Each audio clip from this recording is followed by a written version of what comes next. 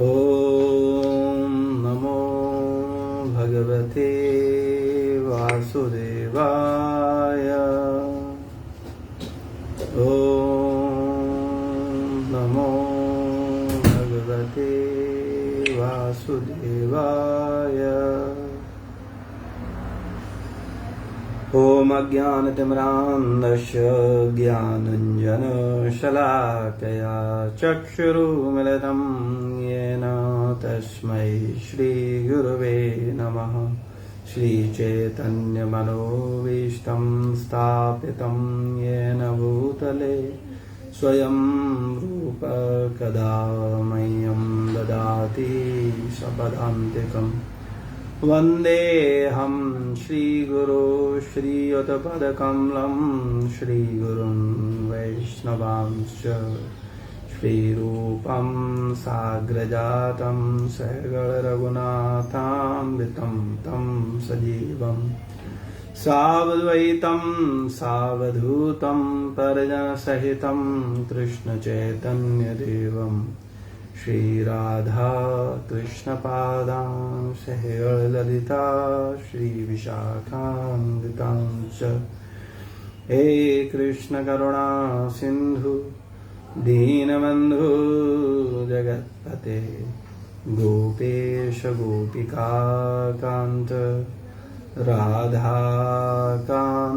नमोस्तुते।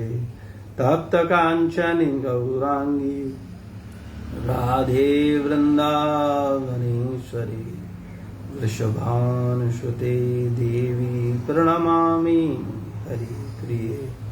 वाञ्छाकल्पतरुभ्यश्च कृपासिन्धुवैव च पतितानां पावनेभ्यो वैष्णवेभ्यो नमो नमः। जय श्री कृष्ण चैतन्य प्रभु नित्यानंद श्री अद्वैत गदाधर श्रीवासादि गौर भक्त वृंद। हरे कृष्णा कृष्णा कृष्णा हरे हरे, हरे राम राम राम हरे हरे। नमो विष्णुपादाय कृष्णपृष्ठाय भूतले श्रीमते भक्तिवेदांत स्वामिनिति नामने। नमस्ते सारस्वतदेवे गौरवाणी प्रचारिणे निर्विशेष शून्यवादी पाश्चात्य देशतारिणे।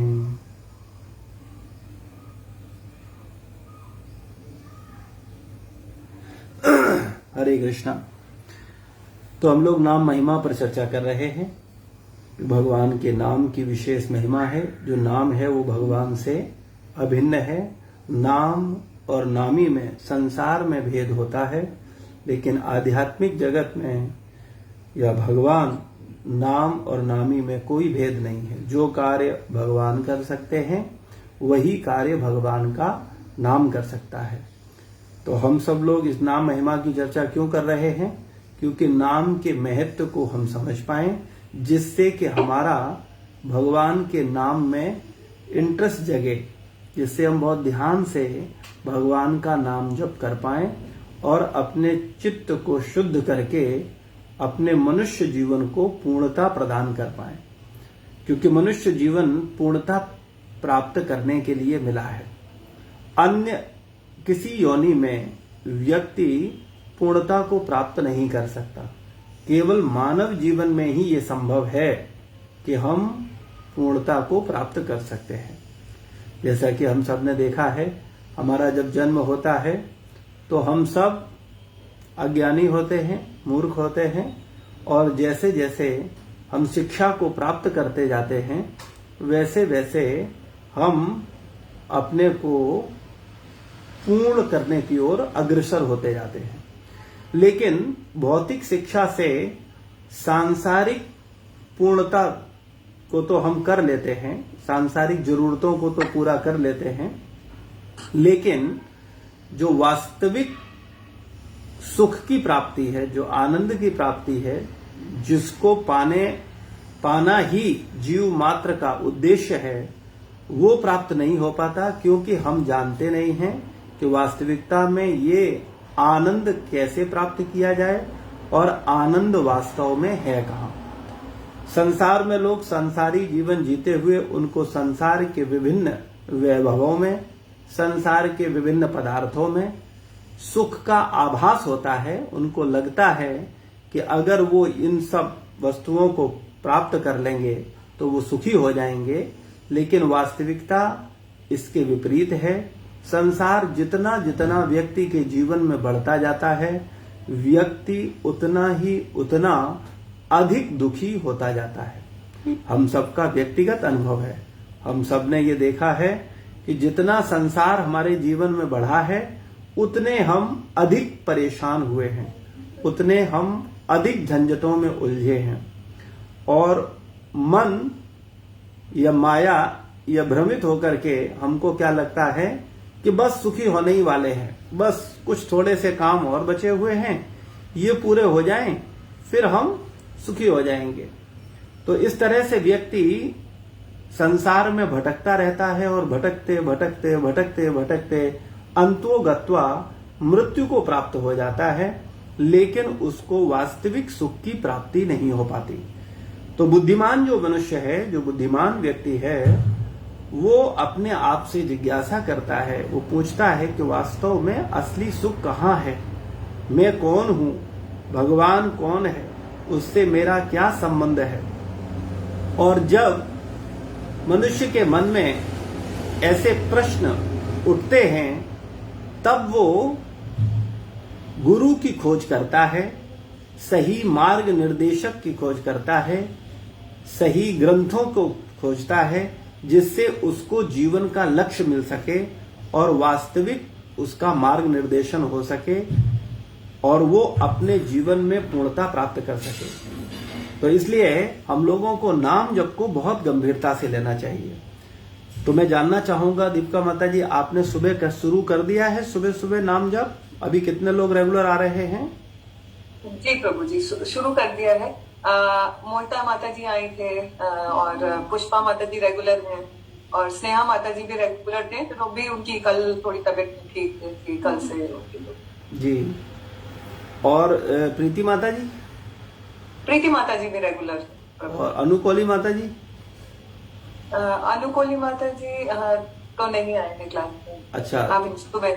तो इनका थोड़ा चरण वंदन करो, इनसे थोड़ा प्रार्थना करो कि माता जी थोड़ा सा अपना कीमती समय हमको दो, और हम सब लोगों को आपका साथ की जरूरत है, क्योंकि अगर आपका साथ मिलेगा तो हम भक्तों में और उत्साह आएगा, है ना। तो ऐसा इनसे प्रार्थना करो कि माता जी आप भी अपना कीमती समय दीजिए, जिससे कि हम सब लोग मिलकर के भगवान का भजन कर सकें। और स्नेहा माता जी और प्रभु जी आ रहे हैं? स्नेहा माता जी तो आती थी प्रभु जी, लेकिन कल उनकी तबीयत अच्छा, कोई बात नहीं। जब किसी का कोई स्वास्थ्य खराब हो तो कोई प्रॉब्लम नहीं है, अदरवाइज हमें दृढ़ता पूर्वक अपने मन को जीतना है। ये मन हमें नहीं करने देगा, ये मन बड़ा बदमाश है। ये मन बोलता है अरे तुम तो साधक हो, तुम तो पुजारी हो, तुम तो बड़े अच्छे भक्त हो, तुमको कुछ करने की आवश्यकता नहीं है, तुम्हारा चित्त वैसे ही शुद्ध है, और शुद्ध करके क्या करोगे, संसार में जीना मुश्किल हो जाएगा ज्यादा शुद्ध कर लिया तो, है ना। ऐसे ऑप्शन मन देता रहता है, लेकिन हमें इस मन की नहीं सुननी है। इस मन के विपरीत जाकर के गुरु का सुनना है, शास्त्र का सुनना है, भगवान के आदेशों का सुनना है ना। और हमारे उपेंद्र प्रभु का क्या स्थिति है, उपेंद्र सिंह प्रभु का? प्रभु जी, उपेंद्र प्रभु जी एक्चुअली नहीं, मलेशिया इस दूसरी कंट्री में रहते हैं, तो उनका टाइम हम लोग का बिल्कुल डिफरेंट है। अच्छा, कोई बात नहीं, ठीक है। तो उपेंद्र प्रभु आप अकेले हो, आप मलेशिया में ही कुछ लोगों को और अपने साथी बनाओ, और जैसे दीपिका माता जी यूएस में कर रही हैं, ऐसे ही आप मलेशिया में प्रचार करो और अपने सुबह सुबह अपने साथ लोगों को जप में इन्वॉल्व करो।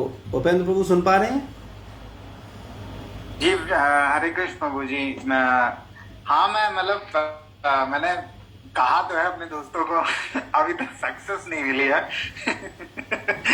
आप अगर बीच में कहता रहता हूँ, आप अगर सक्सेस चाहते हो तो एक छोटी सी मीटिंग हमारे साथ करवा दो, आप अपने अच्छा। मित्रों को 10-15 मित्र जो हैं जिनको आप प्रचार कर रहे हो, या लगता है कि इनका जीवन बदल सकता है, या थोड़े श्रद्धावान हैं, या ये सुनना चाहते हैं। पहली शर्त है व्यक्ति सुनना चाहे। तो अगर वो उसकी सुनने की इच्छा है तो निश्चित रूप से हम लोग उसकी सहायता कर सकते हैं। तो अगर आपके मित्र हैं उनसे आप टाइम ले लो, उनसे डिसाइड कर लो, है ना, और हमसे भी टाइम ले लो। हम लोग आप बीच में सेतु बन जाओ, और अगर हम लोग टाइम लेकर के उनके साथ चर्चा करेंगे तो मुझे लगता है कि आप वहां जहां हो वहीं पर मलेशिया में ही आप भगवान आपको निमित्त बना रहे हैं, और आप वहां प्रचार करके अपना भी जीवन बदलेगा और उनका भी। देखो एक बड़ा इंपॉर्टेंट बात है, ये सब भक्तों से मेरा निवेदन है, हम अगर केवल अपनी साधना के प्रति या अपने सुख के लिए प्रयास करेंगे, जैसा कि हम संसार में करते हैं, कई बार वही अभ्यास हमारा होता है, तो हम आध्यात्मिक जीवन में भी वैसे ही करते हैं। लेकिन अगर हम थोड़ा अपने से उठ करके औरों के जीवन में सुख लाने के लिए प्रयास करेंगे, तो इससे आप देखोगे कि आपका उत्साह और बढ़ जाएगा। और जब आप किसी दूसरे को प्रचार करोगे तो आपका मन भी फिर आपको बोलेगा, भाई आप बोल रहे हो लेकिन आप भी तो करो, आप भी तो ऐसा करो, आप भी तो और अच्छे से करो। तो उसमें क्या है कि आपका बड़ा तीव्रता से आध्यात्मिक जीवन में प्रगति होगा। इसीलिए प्रभुपाद जी ने कहा है, प्रचार ही सार है, पुस्तकें ही आधार हैं, और शुद्धता ही शक्ति है। शुद्धता, अगर हम शुद्ध होंगे, अगर हम जो बोलेंगे वो करेंगे, तो उसका प्रभाव लोगों पर पड़ेगा। यानी हम पवित्र आचरण के होंगे तो हमारी बात का प्रभाव पड़ेगा, है ना। और प्रभुपाद जी की पुस्तकों को अगर हम पढ़ेंगे तो हमारे कॉन्सेप्ट क्लियर होंगे, हम सिद्धांत समझ पाएंगे, है ना। और प्रचार ही सार है, तो प्रचार बहुत इंपॉर्टेंट है। जैसे कि हमारे ऊपर भक्त होते हैं, वो हमें खींचते हैं ऊपर की ओर।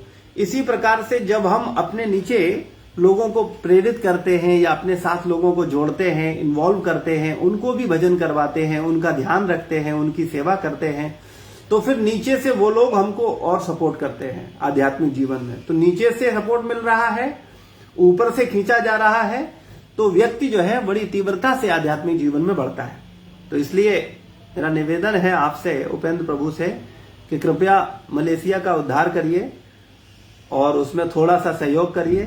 अगर आप गंभीरता पूर्वक करेंगे तो मुझे आप पर विश्वास है, मुझे लगता है कि आप बहुत अच्छा कर पाएंगे, क्योंकि आपके अंतःकरण में मैंने महसूस किया है कि आप कुछ करना चाहते हो, खास करके लोगों को एक सही मार्ग। देखो, नेता संसार में हर कोई बनना चाहता है कि नहीं बनना चाहता है? हर कोई चाहता है कि वो नेतृत्व करे और लोग उसकी बात को सुने, है ना। लेकिन सत्य का नेतृत्व करना है, सत्य नेता बनना है, नकली नेता नहीं, है ना। सत्य नेता का मतलब क्या होता है? जो सत्य को प्रचारित करे, सत्य को समझाए, लोगों को बताए कि जीवन का क्या उद्देश्य है, हम लोग क्या कर रहे हैं, हमें क्या करना चाहिए, है ना। तो कृपया आप थोड़ा ध्यान दीजिए, क्योंकि आप अगर अकेले पड़ जाओगे तो फिर आपका प्रगति उतना तीव्रता से नहीं होगा। इसलिए मैं चाहता हूं कि आप वहां पर सुबह सुबह जप शुरू करो, क्योंकि नाम जप ही सबसे इंपॉर्टेंट है। कलयुग केवल नाम आधारा, योग का सबसे श्रेष्ठ साधन नाम जप है। भक्ति में प्रगति करने का सबसे श्रेष्ठ साधन नाम जप है। चित्त शुद्धि में सर्वश्रेष्ठ साधन नाम जप है। सारे शास्त्रों का निचोड़, भगवत गीता, भागवत, रामचरितमानस, सारे संतों का निचोड़ भगवान का नाम जप है। भगवान नाम जप के लिए प्रेरित करते हैं। सारे ग्रंथों में प्रेरित किया, सारे संतों ने प्रेरित किया, स्वयं भगवान बता रहे हैं, है ना। तो इसलिए हम सब लोगों को भगवान का नाम जप के प्रति बहुत गंभीर होना चाहिए। तो आप वहां शुरू करो उपेंद्र प्रभु, ठीक है। तो कब आप मीटिंग करवा रहे हो 10-15 लोगों के साथ? अभी तो मैंने मतलब अपने फ्रेंड्स को बोले थे, जो 4 मेरे बहुत गहरे मित्र हैं, और उसके बाद मैं अपने मतलब इन लॉज को बोलता रहता हूँ। उन्होंने तो खैर मजाक बनाना चालू कर दिया। तो मैं कोशिश करूंगा, मतलब देखो, जितने ज्यादा से ज्यादा को ला सकूं। एक बात मैं आपको बताऊं, एक बात बड़ा क्लियर समझ लीजिए आप सब। अगर आपका उपहास नहीं उड़ रहा है, इसका मतलब आप कुछ कर नहीं रहे हो। जब उपहास उड़ने लगे लोग आपका मजाक बनाने लगे तो समझ लो कि हाँ, अब आप थोड़ा सही मार्ग पर जा रहे हो। देखो, ये सिद्धांत याद रखिए, ये आपके और हमारे जीवन में नहीं, प्रत्येक संत, प्रत्येक भक्त, प्रत्येक वो व्यक्ति जिसने समाज को कुछ दिया है, उस व्यक्ति का शुरुआत में उपहास ही उड़ा है। जिसने सबसे पहले एरोप्लेन बनाने का सोचा था, या जो ऊट पटांग हरकतें करके वो प्रयास कर रहा था, उसका मजाक बना था कि नहीं बना था? लोगों ने मजाक बनाया था कि नहीं? आप जब भी कुछ अलग सोचोगे, कुछ अलग करोगे, तो मजाक बनना स्वाभाविक है ना? और संतों का तो जीवन का विशेष अनुभव है। क्या अनुभव है? कि सबसे पहले जब आप सत्य के मार्ग पर चलोगे, जब आप भजन करोगे, भक्ति करोगे, तो सबसे पहले आपका उपहास ही उड़ेगा। सबसे पहले लोग आपका मजाक बनाएंगे। अरे देखो, ये साधु बनने चले हैं, इनको भगवत साक्षात्कार होगा, ये भगवान को देखेंगे, ये आजकल कुछ ऐसा कर रहे हैं, है ना? लोग मजाक उड़ाएंगे हमारा। पहला स्थिति आएगी मजाक। लेकिन अगर आप मजाक को सह गए और आप अपने कार्य में लगे रहे, फिर आपका शुरू होगा विरोध। फिर आपका विरोध शुरू हो जाएगा। आपके मित्र विरोध करेंगे, क्या तमाशा बना रखा है, पहले तो तुम हमारे साथ मूवी चलते थे, पहले तो तुम हमारे साथ ड्रिंक करते थे, पहले तुम हमारे साथ घूमते थे, अभी क्या दिन भर गीता, राम नाम, ये भगवान का नाम, ये कोई तरीका है? ऐसा थोड़ी होता है। जीवन का मतलब है बैलेंस रखो, सब कुछ करो, बैलेंस होना चाहिए। बैलेंस बहुत जरूरी है। बैलेंस बिगाड़ोगे तो फिर काम खराब हो जाएगा। भजन करो, हमने कब मना किया भजन ना करो? अरे सच्चे मन से 2 मिनट के लिए भगवान को पुकार लो, हो गया। ये क्या दिखावा करते हो दिन भर, राम राम राम राम राम राम, ऐसा थोड़ी होता है। तो वो क्या करेंगे? विरोध करेंगे। और आपका विरोध घर में शुरू हो जाएगा, क्योंकि घर वालों को लगेगा पहले तो ये केवल मेरी इंद्रिय तृप्ति के लिए कार्य करता था, मेरे लिए धन कमाता था, मेरे लिए सब कुछ करता था, अभी ये संसार के लिए, सबको सद्मार्ग देने के लिए करने लगा है, तो निश्चित रूप से मेरी इंद्रिय तृप्ति में बाधा बनेगा। तो घर में विरोध शुरू हो जाएगा। तो दूसरी स्थिति आती है विरोध की, जब हमारे मित्र, हमारे अपने, हमारे रिश्तेदार, हमारे परिवारीजन हमारा विरोध करते हैं कि बहुत हो गया, अब तुम्हारा पागलपन सर चढ़ के बोल रहा है, अभी इसको बंद करो, बहुत, अब इससे ज्यादा ये नहीं, सहा नहीं जाता। लेकिन अगर आप विरोध को भी सह गए, यानी आप अपनी दृढ़ता पूर्वक अपने भजन में, अपनी साधना में, अपनी भक्ति में निरंतर लगे रहे, तो अगली स्थिति आएगी, वो लोग आपके फॉलोअर बन जाएंगे। वो आपको स्वीकार करेंगे और आप जो कहेंगे उसको फॉलो करेंगे, यानी आप समाज के रियल नेता बन जाएंगे, रियल हीरो बन जाएंगे। आप देखिए संसार में जितने लोग हैं, सबसे पहले उनका विरोध ही हुआ है, उपहास ही हुआ है। सबसे पहले उपहास होता है, फिर विरोध होता है, और उपहास और विरोध को व्यक्ति अगर झेल गया, यानी वो दृढ़ है अपने संकल्प को लेकर के, वो दृढ़ है अपने गुरु के आदेशों का पालन करने के लिए, वो दृढ़ है भगवान के आदेशों का पालन करने के लिए, तो निश्चित रूप से उसका जीवन महिमा मंडित हो उठता है और लोग उसकी बात को सुनते हैं। और ये आप नहीं, ये मेरे व्यक्तिगत जीवन में हुआ है। आप अपनी बात कर रहे हो, मैं आपको थोड़ा सा अपने विषय में बताऊं। मैं जब आईसीआईसीआई बैंक में था, मेरा 2006 में एंगेजमेंट हुआ था और 2007 में शादी हुई, और 2008 में मैंने डिसीजन ले लिया कि मैं इस सांसारिक जीवन में अधिक समय नहीं दूंगा। मैं बैंक का जॉब, मैं आईसीआईसीआई बैंक में जॉब करता था, मैंने उसे रिजाइन कर दिया। तो मेरे पत्नी के जो पिताजी थे, माताजी थे, उन्होंने किसी बाबा से तो शादी की नहीं थी, उन्होंने तो एक बैंक एम्प्लॉय से शादी की थी, है ना। अभी पता चला कि उसने अपना जॉब ही छोड़ दिया है, वो दिन भर गीता का चर्चा कर रहा है। पहले हम जीन्स पहना करते थे, पैंट शर्ट पहना करते थे, हमारे बाल थे, जैसे हमारे उपेंद्र प्रभु के बीच में मांग है ना, ऐसी हमारी भी मांग हुआ करती थी, इधर भी लटकते थे बाल, इधर भी लटकते थे, है ना। और हम अपने आप को सोचते थे कि हम भी कोई हीरो है, हीरो से कम थोड़े ही हैं, ऐसा भाव हम भी अपने मन में रखते थे कि हम भी, और ऐसी भावनाओं से ग्रसित थे।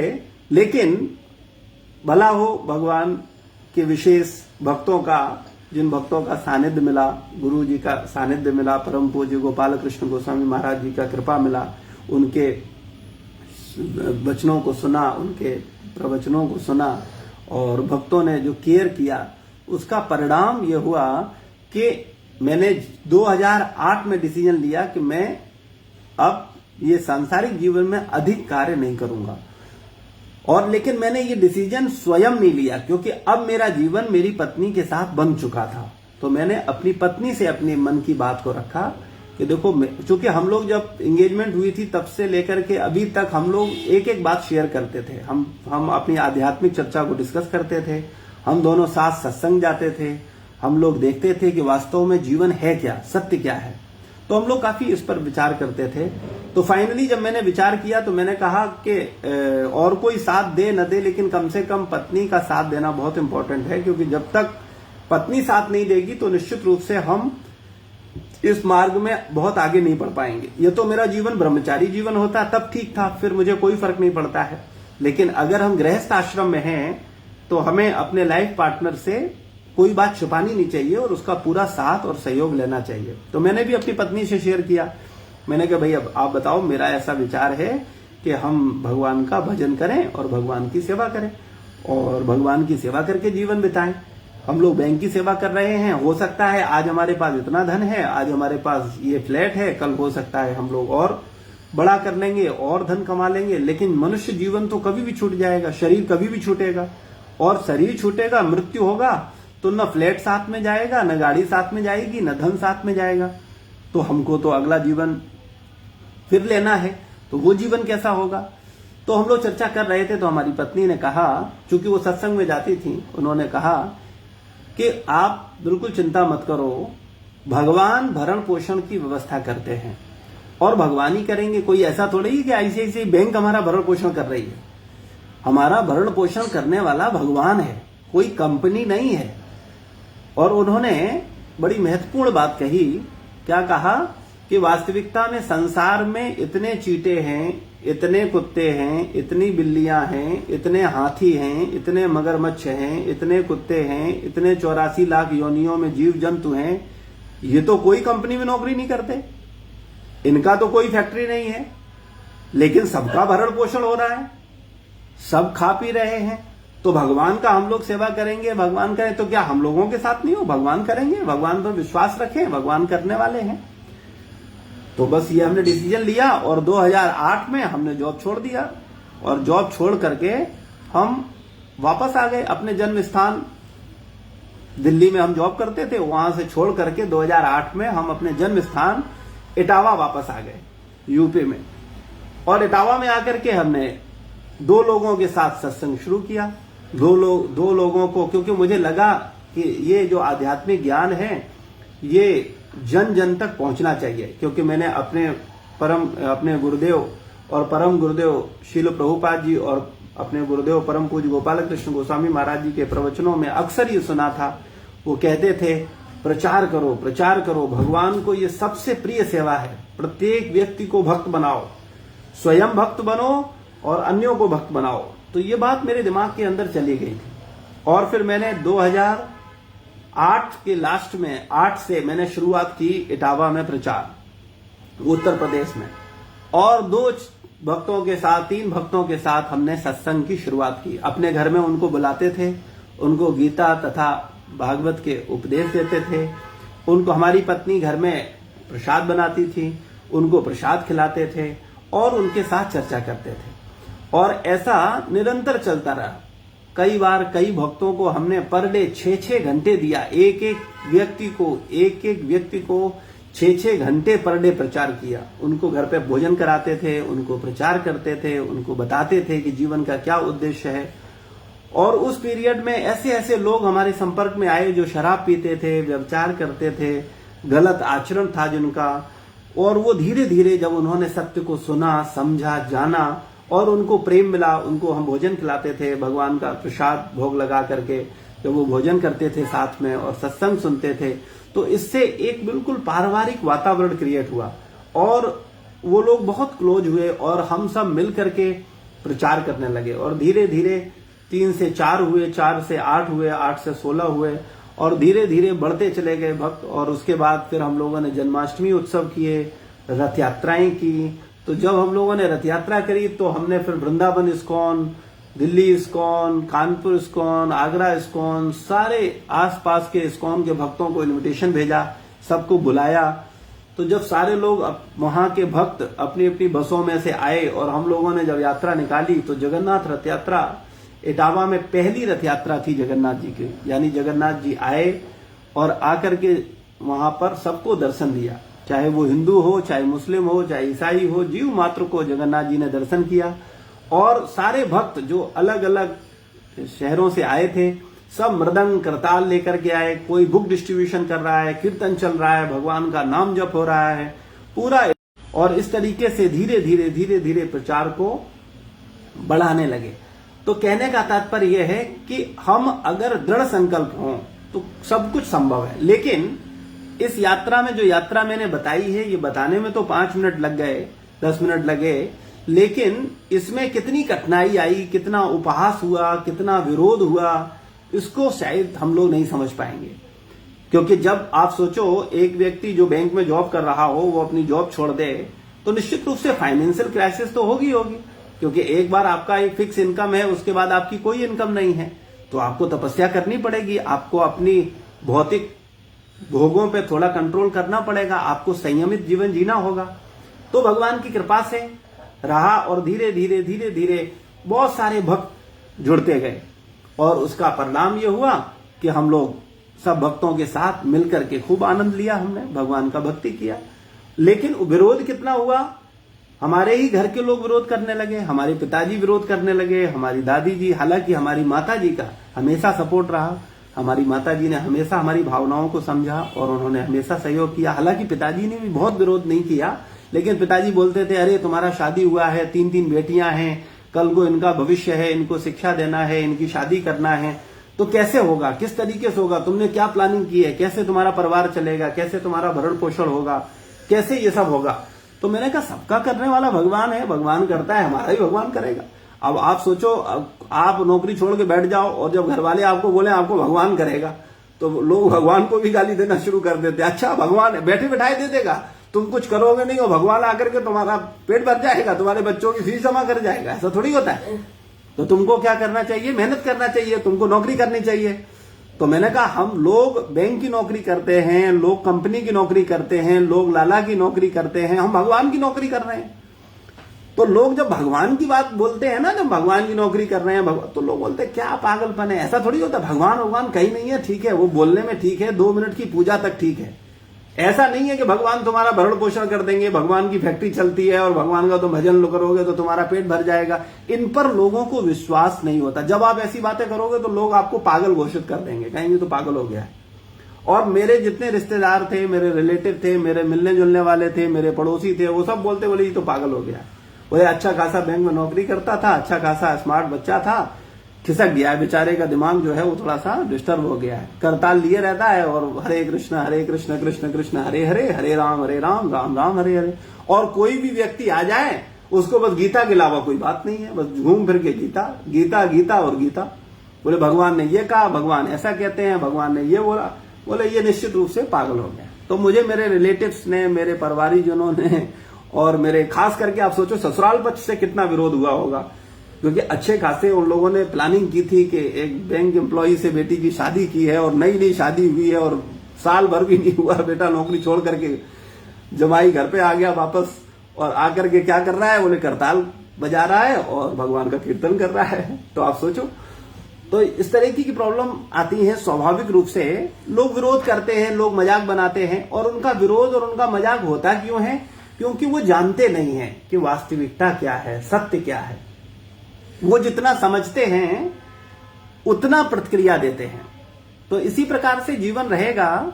आप लोग भी जब कुछ विशेष करोगे, कुछ भजन भगवान का साधना के लिए, भगवान की भक्ति के लिए, भगवत नाम जब सत्य की ओर जब बढ़ोगे ना, देखो पूरी दुनिया सत्य को प्राथमिकता दे रही है या असत्य को प्राथमिकता दे रही है, आप मुझे इसका उत्तर दीजिए। आप सब पढ़े लिखे हो, बुद्धिजीवी हो, मेरा आप सबसे प्रश्न है, आप बताइए दुनिया में वर्तमान समय में आपके मित्र, आपके रिश्तेदार, आपके परिवारीजन, वो किसको महत्व दे रहे हैं? सत्य को महत्व दे रहे हैं या असत्य को महत्व दे रहे हैं?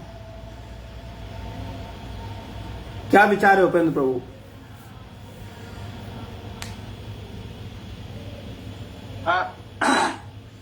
आज के टाइम पे गुरुजी सबसे जो बात है कि असत्य के बिना आजकल काम नहीं बनता। एक्चुअली हम जिसे असत्य बोल रहे हैं वो असत्य नहीं है, वो क्षणिक है, यानी पदार्थ है। मैं बिल्कुल 100% आपसे सहमत हूं कि असत्य यानी पदार्थ के बिना काम नहीं चलता और पदार्थ को हम नकार नहीं सकते, लेकिन पदार्थ का उपयोग कैसे करना है वो बड़ा इंपॉर्टेंट है।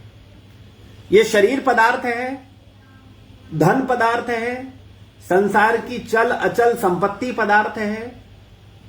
संसार में हम जो कुछ भी देख रहे हैं, जिसको छू सकते हैं, देख सकते हैं, सूंघ सकते हैं, सुन सकते हैं, वो सब पदार्थ है।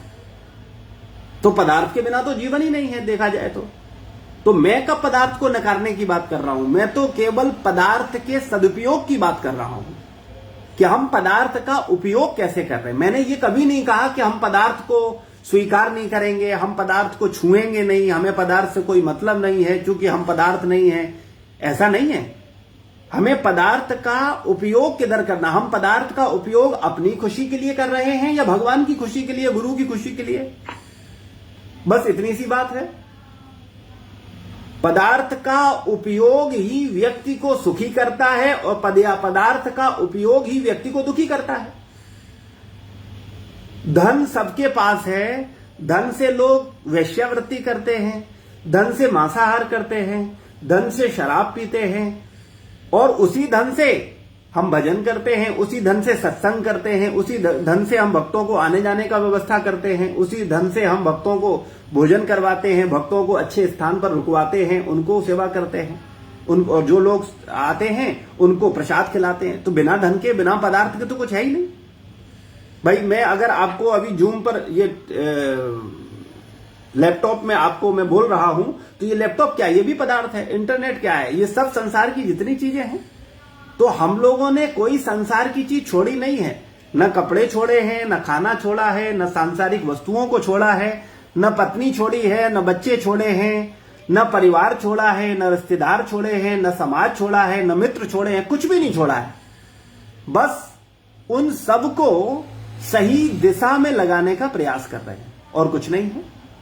पदार्थ बिल्कुल नहीं छोड़ना है। किसने कहा है पदार्थ छोड़ने के लिए? ठीक है ना? लेकिन संसार के लोग जो पदार्थ का उपयोग गलत कर रहे हैं, इसी कारण दुखी हैं। इस पर हमें विचार करना होगा।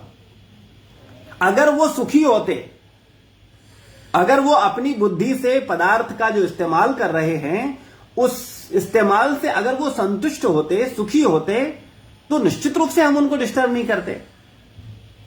उन्हें हम फिर सत्संग क्यों करते? उनको क्यों कुछ समझाने की आवश्यकता है? भाई समझता कौन है और समझाता कौन है? समझता वो है जो जानता है कि वास्तविकता में मैं जो कर रहा हूं उससे संतुष्ट नहीं हूं, या मैं सफल नहीं हूं, या मैं वास्तव में सुखी नहीं हूं।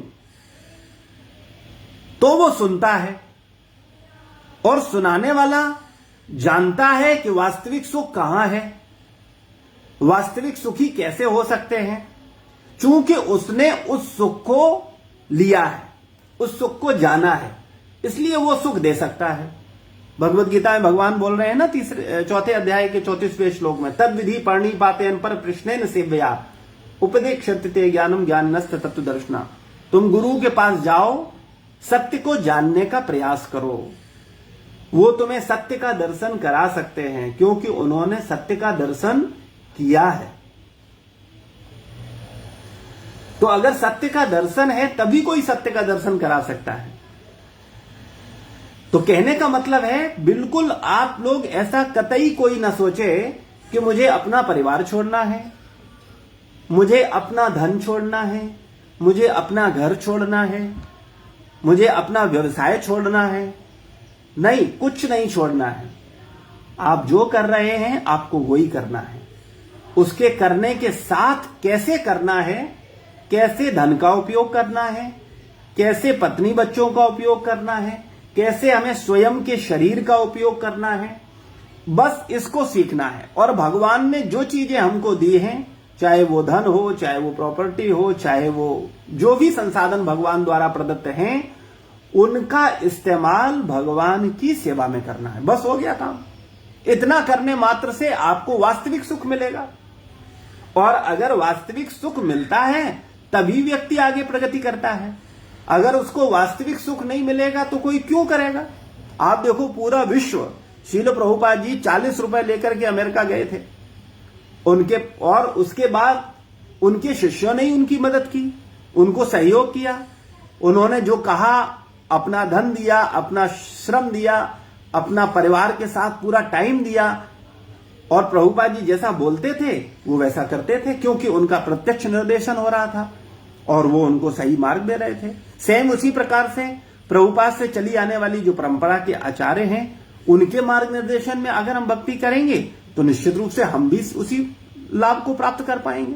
लेकिन अगर हम गुरु के आदेशों को न मान करके अपनी मनमर्जी करेंगे या अपने मन के अनुसार जीवन जिएंगे, तब निश्चित रूप से हम सुखी नहीं हो सकते, फिर हम कुछ भी करते रहें।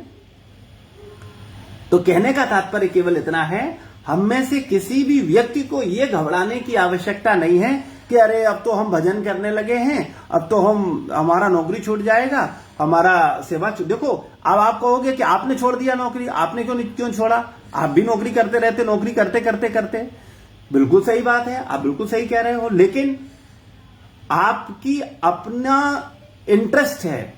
जब आपको नौकरी से अधिक सुख कम संसाधनों में मिलने लगे, अगर आपको अधिक सुख बहुत थोड़ी सी जरूरतों में पूरी कर लो, तो व्यर्थ में हम क्यों इतनी मेहनत करें व्यर्थ के लिए। हम एक सादा जीवन जी करके अपने उच्च विचारों को बढ़ाएं ना, हम उन पर काम करें।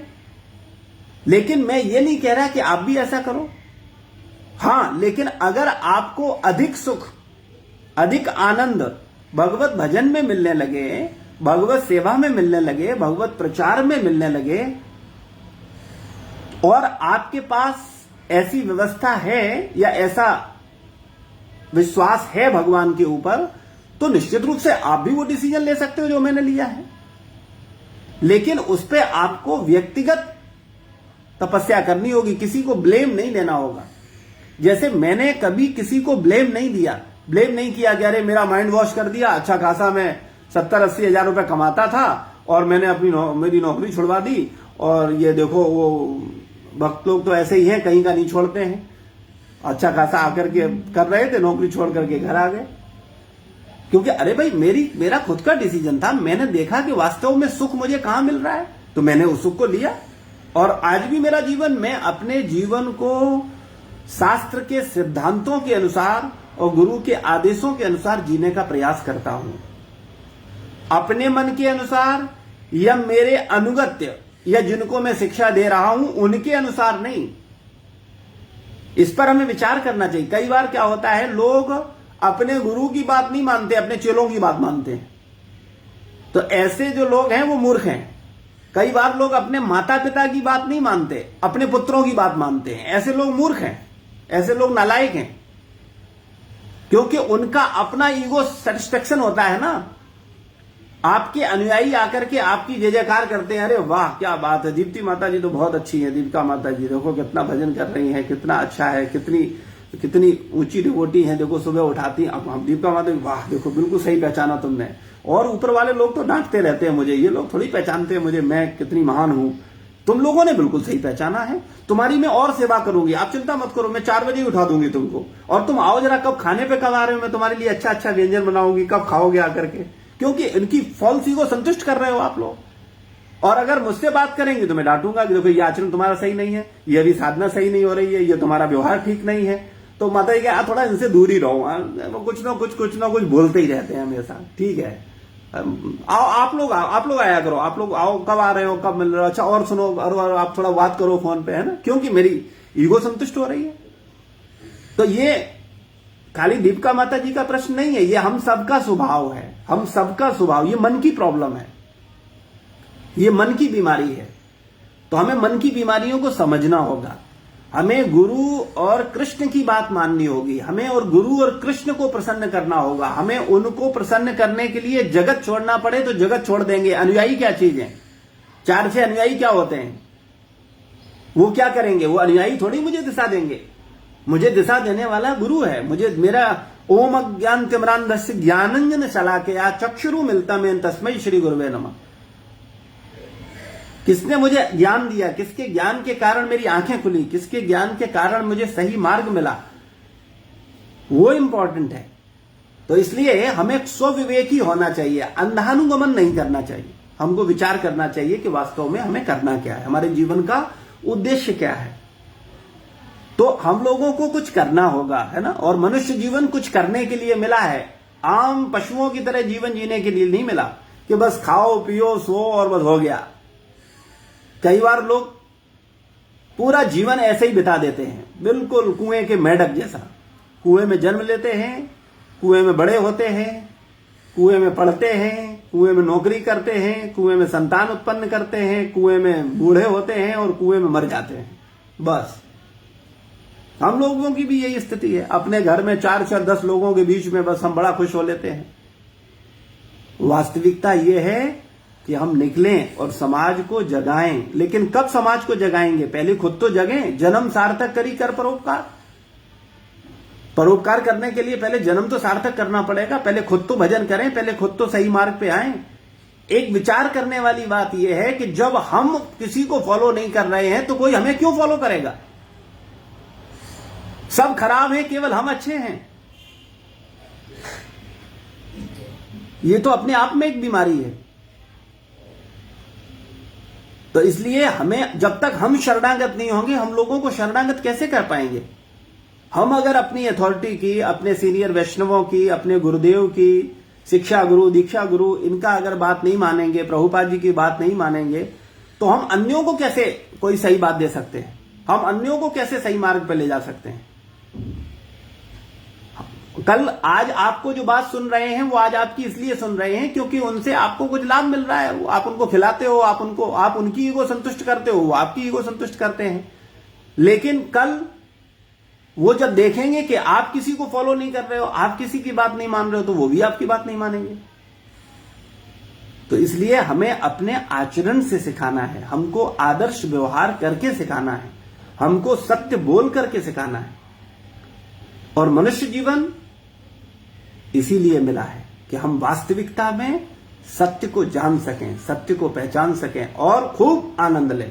मनुष्य जीवन आनंद के लिए मिला है, परेशान होने के लिए नहीं मिला, दुखी होने के लिए नहीं मिला है, छोटी छोटी चीजों की इच्छा करके तड़पने के लिए नहीं मिला है, जिन चीजों के प्राप्त होने पर भी आप सुखी नहीं होगे। व्यक्ति क्या करता है पूरे जीवन? गधा बनकर के मेहनत करता है। प्रभुपाद जी बोलते थे, गधा उदाहरण देते थे, और गधे की तरह मेहनत करता है और फिर क्या करता है? मेरी एक कामना है कि इस वाले टावर में, ये टावर जो है वो विश्व का सबसे प्रसिद्ध टावर है, इस टावर में मेरा एक फ्लैट हो जाए 2 कमरे का, है ना। अभी वो कामना लेकर के तड़प रहा है, गधों की तरह मेहनत कर रहा है, और पूरा जीवन मेहनत करने के बाद, गधे की तरह मेहनत करने के बाद उसने 2 कमरे का फ्लैट ले लिया और उस 2 कमरे के फ्लैट में उसमें रह भी लिया। फिर पता चलता है वो फ्लैट तो उसको गुदगुदा नहीं रहा है, वो फ्लैट तो उसको कोई सुख नहीं दे रहा है, वो तो उसे कोई आनंद नहीं मिल रहा है। वो पूरा जीवन गधा बना रहा और गधा बन के ही उसने शरीर छोड़ दिया।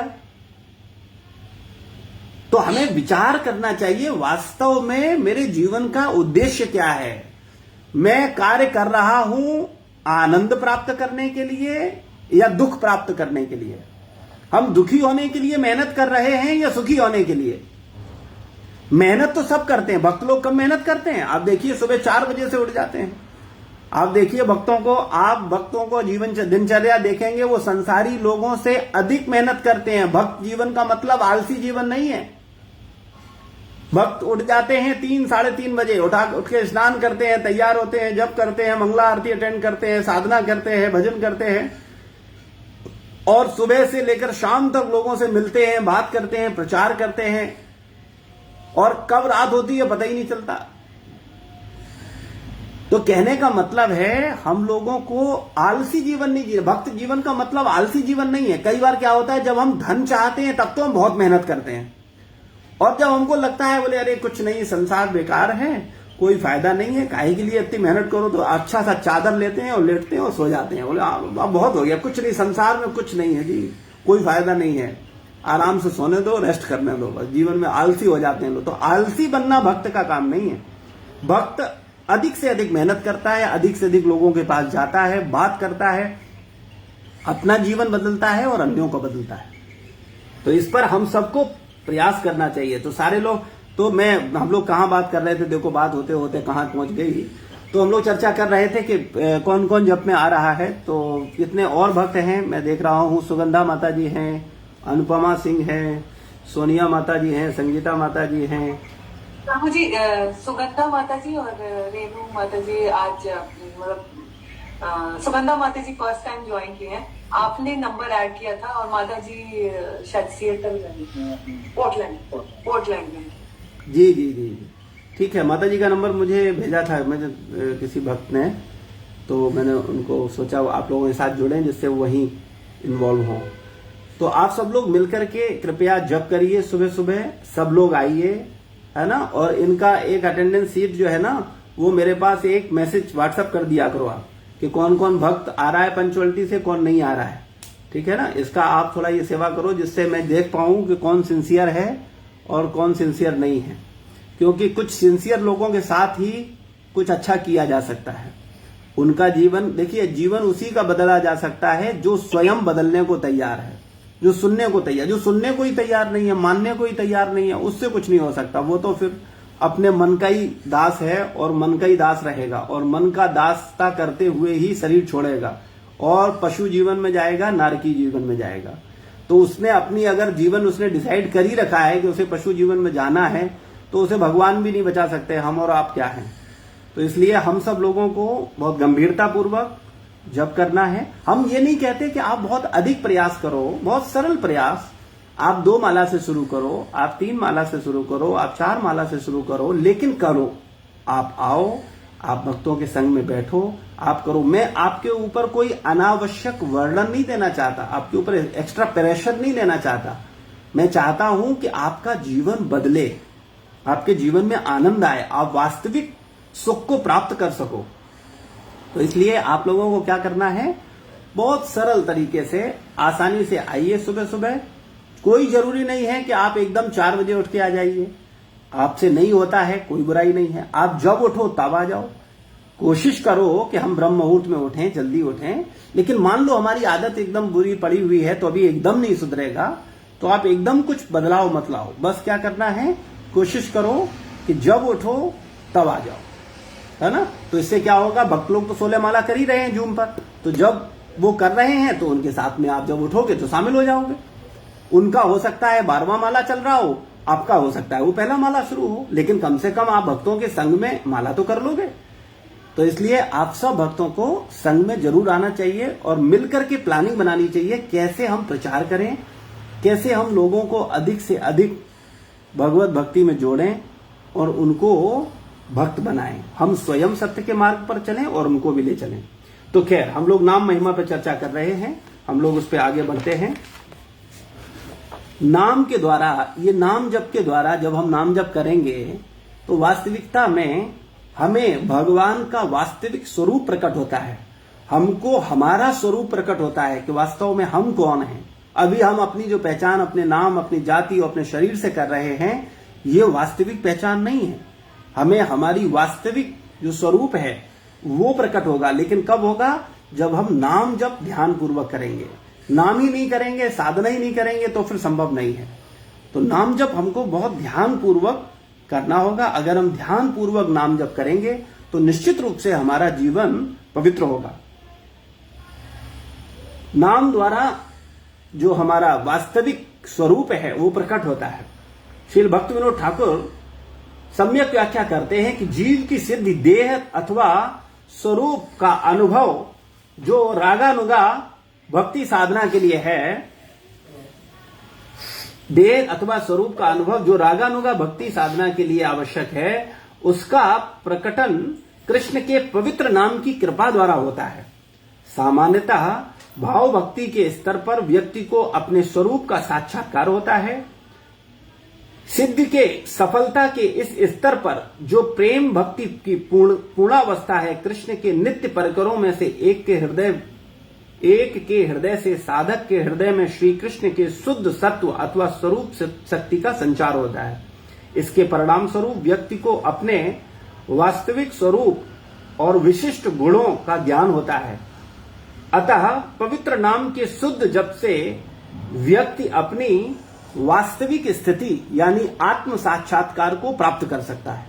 व्यक्ति जान सकता है कि वास्तव में वो है कौन और उसके जीवन का क्या उद्देश्य है। वो जो अपने आप को स्त्री पुरुष या नाम या जाति से अपनी जो पहचान कर रहा है, ये वो नहीं है। क्योंकि अगर ये वो होता तो हमेशा से ये होता। मेरा नाम हमेशा से होता, मेरी जाति हमेशा से होती, मेरी शक्ल हमेशा से होती।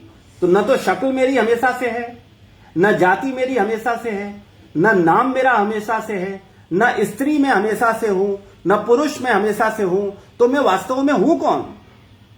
तो जब आप नाम जप करोगे, नाम की सेवा करोगे, नाम साधना करोगे, तो आपको आपका स्वरूप प्रकट होगा, आपका साक्षात्कार होगा। आप जान पाओगे कि वास्तव में आप भगवान के दास हो, आप भगवान के सेवक हो और आपका भगवान से बड़ा निकट संबंध है। आप शरीर नहीं हो, आप आत्मा हो। तो ये बोलना और सुनना पर्याप्त नहीं है, इसको हमें समझना होगा, जानना होगा कि वास्तविकता क्या है। नाम जप करना चाहिए, नाम जप पे विशेष फोकस करना चाहिए, ध्यान पूर्वक। और नाम जप का मतलब मेरा आप सबसे फिर एक विनम्र निवेदन है, कृपया अपनी गलत आदत शुरुआत में मत डाल लेना। जैसी आदतें पड़ जाती हैं व्यक्ति को फिर उन आदतों से निकलना बहुत मुश्किल होता है। आप नाम जप करो, आप 2 माला करो, कोई दिक्कत नहीं है। आप 16 माला मत करो, लेकिन 2 माला जो करो ध्यान पूर्वक करो। एक एक शब्द को बोलो और कान से एक एक शब्द को सुनो। बिल्कुल शांत वातावरण में करो, अपने आप को शांत करके करो, क्योंकि ये कोई तमाशा नहीं है, ये कुछ भी कर रहे हैं। बोलो और सुनो, बहुत ध्यान से सुनो, एक एक शब्द को सुनो। तो इससे क्या होगा? आपका मन शांत होगा, और मन शांत होगा तो आप आनंदित हो गए। आज हमारी प्रॉब्लम यह है कि हमारा मन शांत नहीं है। मन को शांत करने का सबसे सरल, सबसे शक्तिशाली साधन है नाम जप साधना। तो इसलिए आप सब गंभीरता पूर्वक नाम जप को करो। और अगर कई बार जूम पर जैसे क्लास करते हो और लोगों की आवाज अगर आपको डिस्टर्ब कर रही है, तो आप उनकी आवाज को बंद कर दो, म्यूट कर दो, केवल वीडियो खुला रखे। इससे क्या होगा कि आपको लगेगा कि आपको देखने वाला कोई है, आपको सारे भक्त देख रहे हैं, तो आप सावधान रहोगे, आप सावधानी पूर्वक ध्यान पूर्वक सुनोगे, और आप जो बोल रहे हो उसको ध्यान से सुनो, लेकिन कैमरा ऑन रहे, जिससे कि आप सावधान होकर के अपनी साधना कर सको। तो हम लोगों को बहुत ध्यान पूर्वक अपनी साधना करनी है, क्योंकि हमारा जब साधना अच्छा होगा तो हमारा जीवन आप खुद देखेंगे। मैं आपको प्रॉमिस कर रहा हूं कि जो जीवन में आपने सुख बड़े घर से, बड़े बंगले से, बड़ी नौकरी से, बड़ी संसार से, पत्नी बच्चे, बड़ी गाड़ी से नहीं लिया है, वो आनंद आपको केवल भक्तों के, गुरुजनों के आदेशों का पालन करने से मिल जाएगा। कुछ करने की जरूरत नहीं, केवल बस जैसा गुरुजन बता रहे हैं उसको हम माने और उसको करें, उसमें अपनी बुद्धि न लगाएं, क्योंकि मेरी बुद्धि संसारी बुद्धि है। हम अपनी संसारी बुद्धि जब लगाएंगे तो सब खराब कर देंगे। हम लोगों की प्रॉब्लम ये होती है कि हम अपनी संसारी बुद्धि लगा देते हैं, और उसका परिणाम ये होता है कि जो आध्यात्मिक वातावरण है वो भौतिकता में परिवर्तित हो जाता है, क्योंकि हमारे मन में असीम शक्ति है प्रत्येक आध्यात्मिक वस्तु को भौतिकता में बदलने की। ये हमारे मन में असीम शक्ति है, वो प्रत्येक वस्तु को भौतिकता में तुरंत बदल देता है हमारा मन। हम बड़ा लंबे समय तक सत्संग करते हैं और समझते हैं कि अरे अर्चा विग्रह और भगवान अभिन्न है, लेकिन मेरा मन तुरंत क्या बोलता, अरे पत्थर है, क्या फर्क पड़ता है। हमने तो देखा था भगवान को भोग लग रहा था और चूहा रोटी उठा ले गया, तो भगवान अपनी रोटी की रक्षा नहीं कर पा रहे हैं, और तुम आश्वासन दे रहे हो तुम कि भगवान तुम्हारी रक्षा करेंगे। अपनी रोटी तो पहले अपनी बचा लें, हमारे सामने चूहा खींच ले गया।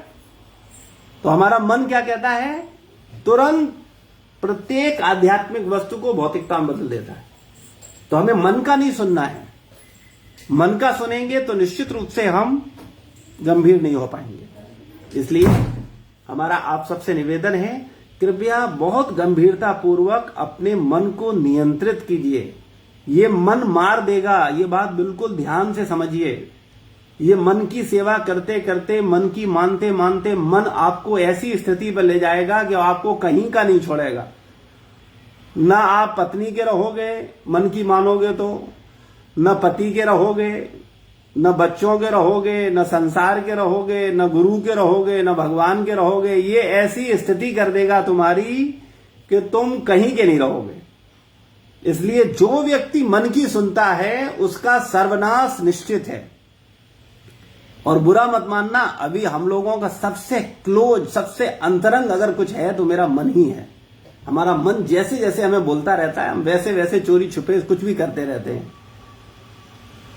तो इसलिए कृपया सावधान हो जाइए, अपने मन रूपी अपने नित्य शत्रु को पहचानिए और गंभीरता पूर्वक अपने मन को पवित्र करने के लिए प्रयास करिए। अगर आप अपना मन पवित्र कर पाएंगे तो निश्चित रूप से आप इसी जीवन में सुखी हो जाएंगे। आपके पास जितना है उतने में सुखी हो जाएंगे। बहुत की आवश्यकता नहीं है। जो जो चीजें हैं आप उनमें ही सुखी हो जाएंगे। लेकिन अगर मन शुद्ध नहीं हुआ, मन पवित्र नहीं हुआ, तो पूरे संसार को भी खरीद लोगे तब भी सुखी नहीं रहोगे। तो कृपया अपनी मन की बीमारी को पहचानिए और सावधान हो जाइए। जब जागो तभी सवेरा, जब उठ जाओ तभी मार्ग मिल सकता है, अगर हम वास्तव में बढ़ना चाहते हैं तो ये नाम जो है ये हम पर विशेष कृपा करता है और हमको सब कुछ जो हमने सोचा नहीं है वो सब प्रकट कर देगा। यहां तक कि नाम हमें भौतिक वस्तुएं भी प्रदान कर सकता है। ऐसा कोई मुश्किल नहीं है। अगर आप नाम जप की सेवा करोगे और अगर आपके मन में भौतिक आकांक्षाएं हैं वो भी पूरी हो जाएंगी, कोई बड़ी बात नहीं है। लेकिन बुद्धिमान व्यक्ति भौतिक वस्तुएं भगवान से नहीं मानता। वो जानता है कि भौतिक वस्तुएं तो कभी भी छूट जाएंगी। तो हम भगवान का नाम जब हमें कुछ मिल ही रहा है, कोई हमें सत्य मिल रहा है, तो हम झूठ से क्यों संतुष्ट होंगे। तो कभी भी भक्त संसार की वस्तुएं नहीं मांगता। हालांकि भक्तों के पास संसार की किसी वस्तु का अभाव नहीं रहता है, भगवान उसे पूरा करते हैं। लेकिन भक्त की कोई इच्छा नहीं होती। भक्त का एकमात्र इच्छा होता है कि वो भगवान का सेवा करता रहे, भगवान का भजन करता रहे, भगवान का प्रचार करता रहे, भगवान का नाम जप करता रहे। और भगवान की सेवा का जो असली सुख है वो जब व्यक्ति को मिल जाता है, गुरु और भगवान की सेवा का सुख जिस व्यक्ति को मिल गया, वो व्यक्ति कभी संसार के निकृष्ट सुख से प्रभावित नहीं होता। उसको संसार का निकृष्ट सुख आकर्षित नहीं कर सकता है। तो अगर हम वास्तविकता में वास्तविक सुख चाहते हैं तो हमें संसार के निकृष्ट सुख से निकलने के लिए प्रयास करना होगा। और उस प्रयास क्या होगा? प्रयास केवल ये है भगवान के पवित्र नाम का जाप। हमसे नहीं होगा, हम नहीं छोड़ सकते हैं। हम आपसे कहा जाए आप ये छोड़ दो, ये बुराई छोड़ दो, ऐसा कर दो, वैसा कर दो, नहीं होगा, हमसे नहीं होगा, क्योंकि हमको उन सब चीजों में बहुत आसक्ति है। वो हमसे छूटेगा नहीं। फिर कैसे होगा? उसके लिए सबसे सरल साधन है, बस हम अपने अंदर अच्छी चीजों को डालते जाएं। हम भगवान का नाम डालें, हम भगवान की कथा सुने, सत्संग सुने। इसका परिणाम क्या होगा कि हम धीरे धीरे शुद्ध हो जाएंगे। हमारे अंदर के जो अनर्थ हैं वो निकल जाएंगे।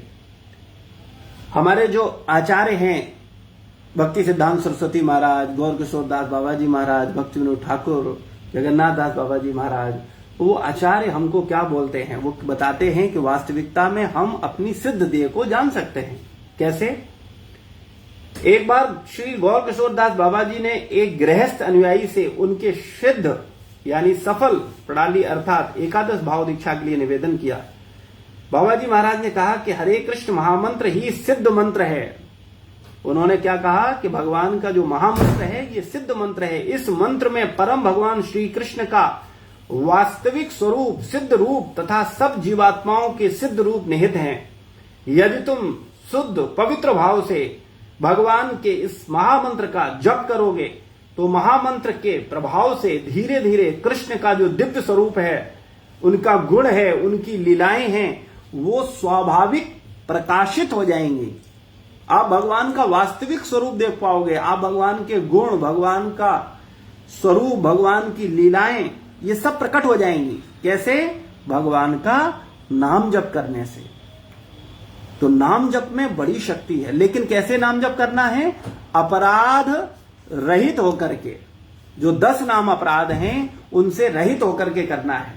तो दीपिका माता जी, मेरा निवेदन है कि कृपया सुबह सुबह शिक्षाष्टकम का पाठ करें, और शिक्षाष्टकम का पाठ करने के बाद 10 नाम अपराधों को पढ़ें, और उसके बाद हम नाम जप की शुरुआत करें। यानी हम सबसे निवेदन, पर डे हमारा निवेदन होना चाहिए कि ये 10 अपराध जो हैं, पहले हम जाने तो सही ये 10 अपराध क्या है, और 10 अपराधों को अभी आप लोग जब 16 माला पर पहुंच जाओगे और सुबह सुबह नाम अपराध और ये करोगे, फिर हम आपको 10 नाम अपराधों पर चर्चा करेंगे कि ये अपराध जो हैं, ये हमारी साधना को कैसे नष्ट करते हैं। तो 10 नाम अपराधों को हम डेली पढ़ें, जिससे कि हम इनसे सावधान हो पाएं और भविष्य में हमसे ये अपराध न हो। तो नाम अपराधों से बचकर के जो नाम जप करता है, उसका जीवन बड़ी जल्दी सफल हो जाता है। अनुकोली माता जी सुन रही हैं? ठीक है, माता जी बिल्कुल ध्यान मग्न है। धन्यवाद, थैंक यू। मुझे लगा कि माता जी आंख बंद की है, कहीं सो तो नहीं गई। तो नाम जप जो है ना, वो अपराध रहित होकर के नाम जप करेंगे तो उसका बड़ा प्रभाव होगा। ये बिल्कुल ऐसे ही है जैसे कि आपका हम आदर करें, आपको सम्मान दें और आपका अपमान भी करें, तो आप मुझसे खुश होगे। आप कहोगे अच्छा, अभी तो मेरा आदर कर रहा था, अभी गुणगान कर रहा था मेरा, और अभी देखो मेरी निंदा कर रहा है, ये तो आदमी ठीक नहीं है ना। सेम इसी प्रकार से हम भगवान का नाम जप भी करें और नाम के प्रति अपराध भी करें, तो फिर भगवान क्या सोचते हैं? भगवान कोई पदार्थ नहीं है, भगवान तो चेतन है। नाम और भगवान एक है। तो नाम प्रभु जानते हैं कि ये तो अपराधी है, इसके अंदर अभी शुद्ध प्रेम नहीं है, इसके अंदर अभी सही भाव नहीं है, तो इसलिए वो प्रकट नहीं होता है। तो इसलिए हम सब लोगों को बहुत सावधानी पूर्वक नाम जप पर फोकस करना चाहिए, और नाम कैसे प्रकट होगा ये धीरे धीरे आप समझ पाओगे। तो मेरा आप सबसे निवेदन है कि कृपया यूएस में, मलेशिया में, सब जगह आप सब लोग बहुत गंभीरता पूर्वक प्रचार करिए और हजारों हजार भक्त बनाइए। 2-4 भक्तों से संतुष्टि मत रखिए अपनी, बहुत सारे लोगों को वास्तविक चेतना दीजिए। और जितने लोग सत्संग में आ रहे हैं, अनुकोली माता जी हैं, स्नेहा माता जी हैं, प्रभु जी हैं, उपेंद्र प्रभु हैं, आशीष प्रभु हैं, आप सारे लोग जितने भी और लोग हैं, संगीता माता जी, सोनिया माता जी, मोहिता माता जी, मैं चाहूंगा कि आप लोग प्रचार नहीं कर रहे हो। आप अगर प्रचार करते तो हम लोग हजारों लोगों को भक्त बना सकते हैं, लेकिन आपको प्रयास करना होगा, आपको लोगों की सहायता करनी होगी, लोगों की मदद करनी होगी। लोग मूर्ख हैं, वो अपना जीवन बर्बाद कर रहे हैं केवल मिथ्या भाव रख के। उनको क्या लगता है, मेरे पास जितना पैसा होगा हम सुखी होंगे, और वो अव्वल दर्जे का मूर्ख है, गधा है। ये मैं नहीं बोल रहा, ये प्रभुपाद जी बोलते हैं, संत बोल रहे हैं कि ऐसा भाव रखने वाला व्यक्ति जो है वो बिल्कुल गधे के समान है, जो सोचता है कि पैसे से वो सुखी हो जाएगा। पैसा किसी को रंच मात्र सुख नहीं दे सकता है, हाँ सुविधाएं दे सकता है, लेकिन सुविधाओं से वास्तविक सुख प्राप्त नहीं होता है। ये बात व्यक्ति को समझनी चाहिए। तो कृपया बहुत गंभीरता पूर्वक भजन करिए और भजन करने में अन्यों को लगाइए। तो प्रचार सेवा अभी कौन कौन कर रहा है, कौन कौन अपने विषय को सुन रहा है, समझ रहा है, उस पर विचार कर रहा है और अन्यों के साथ शेयर कर रहा है, बताएंगे? मोहिता माता जी बताएं क्या स्थिति चल रही है। प्रभु जी, मैंने अपने घर के लोगों से बात की, अपने फैमिली मेंबर्स से और अपने जो आसपास के दोस्त थे उनसे बात की जी। तो क्या प्रतिक्रिया मिली? आप पागल हो गए हो ऐसा बोला? प्रतिक्रिया तो कुछ खास नहीं मिली, क्योंकि ऐसा है कि मेरे आसपास के जो दोस्त है वो दूसरे गुरु परंपरा के साथ जुड़े हुए हैं। तो अच्छा, कौन सी गुरु परंपरा? जैसे एक शिव योग गुरु परंपरा है, उनके साथ कुछ लोग जुड़े हैं। फिर आर्ट ऑफ लिविंग के साथ मेरे ज्यादातर दोस्त जुड़े हैं जी। और हाँ, और देखो तो मूल चीज पता है क्या है? देखो अभी मैं ज्यादा सत्य तो नहीं बोलूंगा, क्योंकि ज्यादा सत्य को अभी स्वीकार करने की हमारी क्षमताएं नहीं है, इसलिए मैं ज्यादा कुछ तो नहीं बोलूंगा। लेकिन मैं इतना जरूर बोलूंगा, मैं ये तो नहीं कहूंगा, क्योंकि हर व्यक्ति को लगता है कि वो जो कर रहा है वो सबसे अच्छा है ना। तो इसलिए मैं ये तो नहीं कहूंगा कि हम लोग जो कर रहे हैं वो सबसे अच्छा है, लेकिन क्योंकि इसे हम अभी समझ भी नहीं पाएंगे। लेकिन वास्तविकता जो है वो शास्त्र के अनुरूप जो कर रहा है, जो गीता के अनुसार भजन कर रहा है, जो भागवत के अनुसार भजन कर रहा है, वो सही है। हम इससे किसी को सही या गलत नहीं कह सकते कि उसके अनुयायी ज्यादा हैं या उसके फॉलोअर ज्यादा हैं या उसका बड़ा नाम है। नाम तो पॉप स्टार का भी होता है, नाम तो फिल्म स्टार का भी होता है, नाम तो नेताओं का भी होता है। कोई भी व्यक्ति किसी भी तरह से लोगों को प्रभावित कर सकता है, उसका भी नाम हो जाएगा। लेकिन जो शास्त्र के अनुसार बात हो, गीता के अनुसार बात हो, भागवत के अनुसार बात हो, भगवान एक्चुअली होता क्या है, हम लोगों को यही चीजें तो धीरे धीरे प्रचार करना है कि लोगों को सत्य। एक्चुअली होता क्या, जैसे आप कोई बात करोगे तो आप कहोगे अच्छा आप इस्कॉन से जुड़े हो, अच्छा बहुत अच्छा है, बहुत बढ़िया, आप भी धार्मिक हो। बोले हम भी जुड़े हुए हैं, बोले हम ब्रह्म कुमारी से जुड़े हैं। तो अब व्यक्ति सोचता है, बोले हाँ अच्छा है, एक ही बात है, क्या फर्क पड़ता है, आप ब्रह्म कुमारी से जुड़ो, आप सोहम से जुड़ो, आप बुद्ध से जुड़ो या आप किसी से जुड़ो, एक ही बात है। लोग शुरुआत में ऐसे ही सोचते हैं कि अच्छा वो भी धार्मिक हैं, हम भी धार्मिक हैं। लेकिन जब आप विषय की गहराई में जाते हो, जब आप तथ्य को समझते हो, तो आप समझ पाते हो कि वास्तविकता क्या है। आप देखोगे कई लोगों को, कई संस्थाओं को यही कॉन्सेप्ट क्लियर नहीं है कि वास्तव में परम भगवान कौन है। आत्मा का ज्ञान वो सही देते हैं, वो बोलते हैं कि हाँ हम शरीर नहीं, हम आत्मा हैं, हम एनर्जी हैं, हम हमेशा से हैं, हमेशा रहेंगे। लेकिन जब परमात्मा ज्ञान की बात आती है और परमात्मा को प्राप्त करने की बात आती है, तब लोग कंफ्यूज हो जाते हैं। देखो इसे समझ लो, एक ज्ञान है श्रेष्ठ, एक ज्ञान है श्रेष्ठतर और एक ज्ञान है श्रेष्ठतम। तो श्रेष्ठ ज्ञान तो यह हो गया कि हम शरीर नहीं आत्मा है, तो ये बहुत सारी संस्थाएं देती हैं, बहुत सारे लोग बताते हैं। श्रेष्ठतर ज्ञान हो गया भगवान कौन है, ये श्रेष्ठतर हो गया। इसे बहुत लोग नहीं जानते, बहुत लोग कंफ्यूज हैं।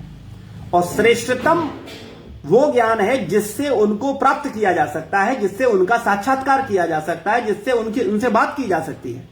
तो ये श्रेष्ठतम ज्ञान है।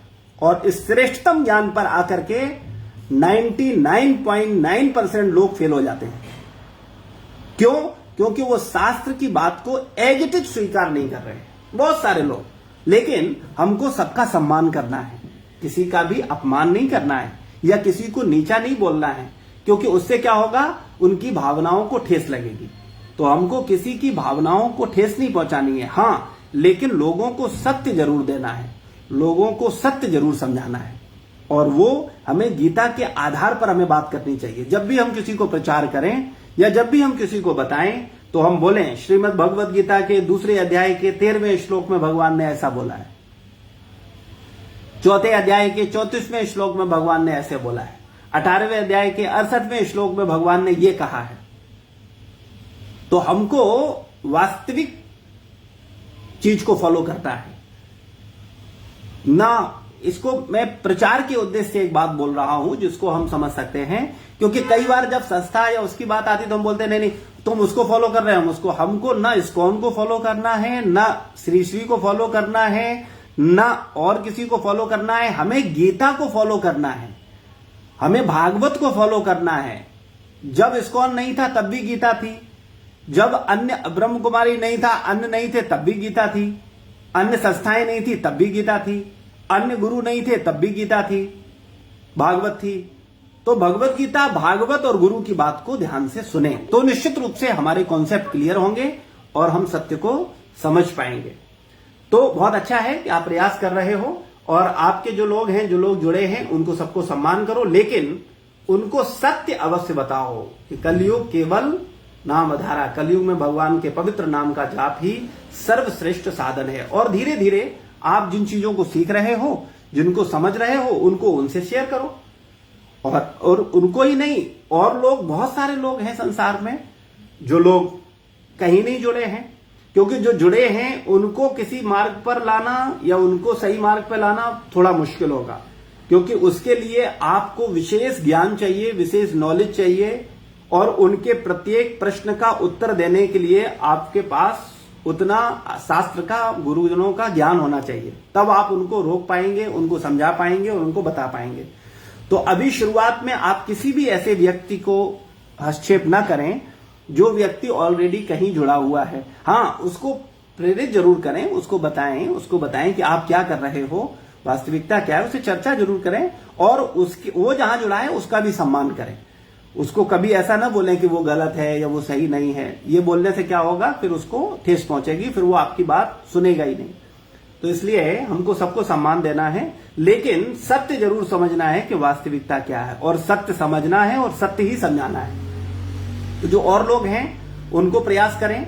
ऐसा नहीं है कि सारे ही लोग जुड़े होंगे, बहुत सारे ऐसे लोग होंगे आपके संपर्क में, भारत में, चाहे बाहर, चाहे अन्य देशों में, जो लोग नहीं समझ रहे हैं, अभी नहीं जुड़े हैं, तो उनको हम जोड़ सकते हैं, उनको हम बता सकते हैं, उनको समझा सकते हैं। हमें अपना कुछ समय प्रचार के लिए जरूर देना चाहिए। प्रचार से आपको दो फायदे होंगे।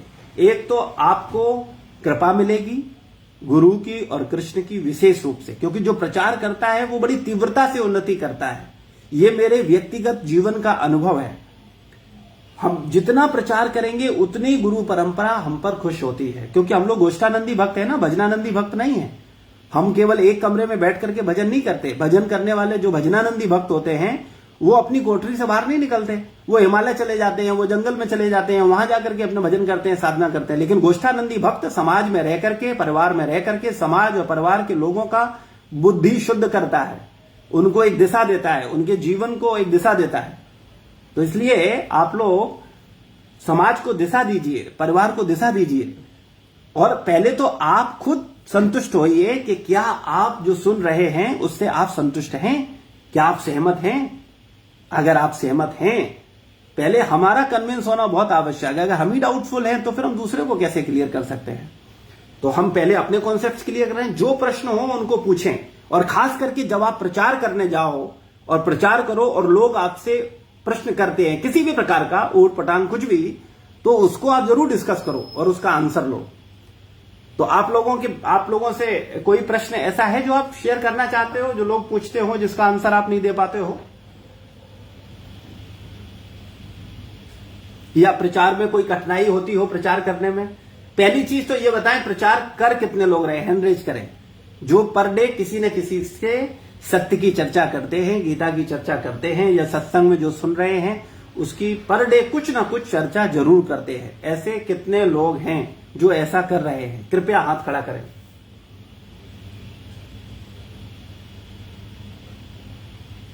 स्नेहा माता जी कर रही हैं, प्रीति माता जी कर रही हैं, दीपिका माता जी कर रही हैं, आशीष प्रभु नहीं कर रहे हैं? कर रहे हैं प्रभु, लेकिन उतनी तीव्र गति से नहीं। उतनी तीव्र गति से नहीं, कोई बात नहीं, लेकिन पर डे प्रयास करो। अच्छा, तीव्र गति क्यों नहीं आ रही है? कहाँ अटकी हुई है तीव्रता? अभी अपने को आपने बोला ना कि पहले अपने को उस लेवल पे ले आओ, तो उस पे बिल्कुल ठीक है, कोई नहीं, बहुत अच्छा है। तो आप चीजों को समझ, लेकिन अपने को आप तभी ला पाओगे जब आप अपने संशयों को बिल्कुल स्पष्ट खोल करके रखोगे। आपके मन में जो भी प्रश्न आए उसको मन में मत रहने दो, आप बिल्कुल ओपनली बताओ कि नहीं ये कैसे है, ऐसे थोड़ी होता है, ऐसे जीवन थोड़ी चलता है। खाली जूम पे आकर क्लास करने से थोड़ी कल्याण हो जाएगा, या माला करने से भला थोड़ी होगा। जो भी मन में प्रश्न आए आप उसको पूछो और अपने मन का समाधान लो, तभी हम बढ़ पाएंगे। तो मोहिता माता जी प्रयास कर रही हैं, उपेंद्र प्रभु प्रयास कर रहे हैं, है ना। पहले स्वयं करें, फिर अन्यों को बोलें, और अन्यों को ज्यादा कुछ बोलने की जरूरत नहीं है, क्योंकि अभी हम ज्यादा लोगों को कुछ समझा नहीं पाएंगे। अभी हमको केवल विनम्रता से विनती इतनी करनी है कि प्रभु जी फ्राइडे के फ्राइडे क्लास कर रहे हैं, तो कृपया आप आइए, सुनिए। अगर आपको अच्छा लगे तो आप उसमें समय दे सकते हैं और आप अपने जीवन के वास्तविक लक्ष्य को प्राप्त कर सकते हैं, और उनको केवल सत्संग में ले आइए। बकाया बहुत सारा काम तो हो जाएगा। जैसे ही आपने सबसे मेन काम कर दिया कि उसको सत्संग में पंचुअलिटी से ले आए, यही एक बहुत बड़ी सेवा है कि आप लोगों को प्रेरित करके अगर सत्संग में ले आए तो निश्चित रूप से वो लोग आगे बढ़ जाएंगे। तो इसलिए आप सब लोग कृपया प्रयास करिए और प्रभुपाद जी का जो मूवमेंट है, जो पूरे विश्व में प्रभुपाद जी की इच्छा है, चैतन्य महाप्रभु की इच्छा है, सर्वत्र प्रचार है वे मोर नाम, है ना। तो सब जगह, हर जगह, छोटे से छोटा शहर हो चाहे बड़े से बड़ा शहर हो, चाहे छोटे से छोटा देश हो या बड़े से बड़ा देश हो, छोटे से छोटा व्यक्ति हो या बड़े से बड़ा व्यक्ति हो, प्रत्येक व्यक्ति को प्रचार करना है, प्रत्येक व्यक्ति को भगवान चैतन्य महाप्रभु का नाम लेना है, उनका भक्ति करना है। तो ये कैसे संभव होगा? हम सही तरह से लोगों के समक्ष अपनी बात को रखेंगे तो इसका बड़ा सार्थक परिणाम आएगा। और ये कब होगा? जब आपको खुद आनंद की अनुभूति होगी। और आनंद की अनुभूति कब होगी? जब आप नाम जप करोगे। कथा श्रवण करना बहुत इंपॉर्टेंट है, क्योंकि श्रवण करने से ही आपको शक्ति मिलेगी नाम जप करने की। और जब आप नाम जप करोगे तो आपका चित्त शुद्ध होगा और आपको असीम आनंद की प्राप्ति होगी। तो जब आपको आनंद मिलेगा फिर आप स्वाभाविक रूप से आगे बढ़ोगे, फिर आप किसी के रोके भी नहीं रोकोगे, आप उसको करोगे ही करोगे, है ना। लेकिन रोके न रोकने वाली बात वहां सही है जहां गुरु का निर्देशन पर्याप्त हो। हमें कोई भी सेवा निर्देशन में करनी है, स्वतंत्र मूड से नहीं। क्योंकि स्वतंत्र मूड से क्यों नहीं? क्योंकि जिनकी गाइडेंस में हम कर रहे हैं वो हमें सफलता दिलवा सकते हैं। लेकिन अगर हम स्वतंत्र मूड से करेंगे तो जितना थोड़ा बहुत हमने समझा होगा उतने समय तो हम कुछ अच्छा कर पाएंगे, लेकिन कुछ समय बाद सब खराब हो जाएगा। क्यों खराब होगा? क्योंकि उससे आगे का ज्ञान है नहीं। भाई हमने मान लो 5th क्लास तक का ज्ञान लिया, तो हम 5th क्लास तक का ज्ञान दे दिया, अब आगे हम अटक जाएंगे क्योंकि हम गाइडेंस ले ही नहीं रहे हैं। तो इसलिए हम लोगों को कभी ऐसा नहीं सोचना चाहिए कि अरे उसमें क्या, वो तो हो गया, बस 16 माला करना है, 4 नियम हो गया, गीता हो गया, भागवत हो गया और ये सब कुछ हो गया हमारा, तो बस हो गया लक्ष्य प्राप्ति। ऐसा नहीं है। हमको बार बार चर्चा करनी होगी और जो हमारे प्रश्न हो, जो हमारे संशय हो, उनको हम चर्चा करें। उपेंद्र प्रभु, कोई प्रश्न है ऐसा जो आपसे लोग, आपके मित्र बोलते हो और आप उनको संतुष्ट न कर पाते हो?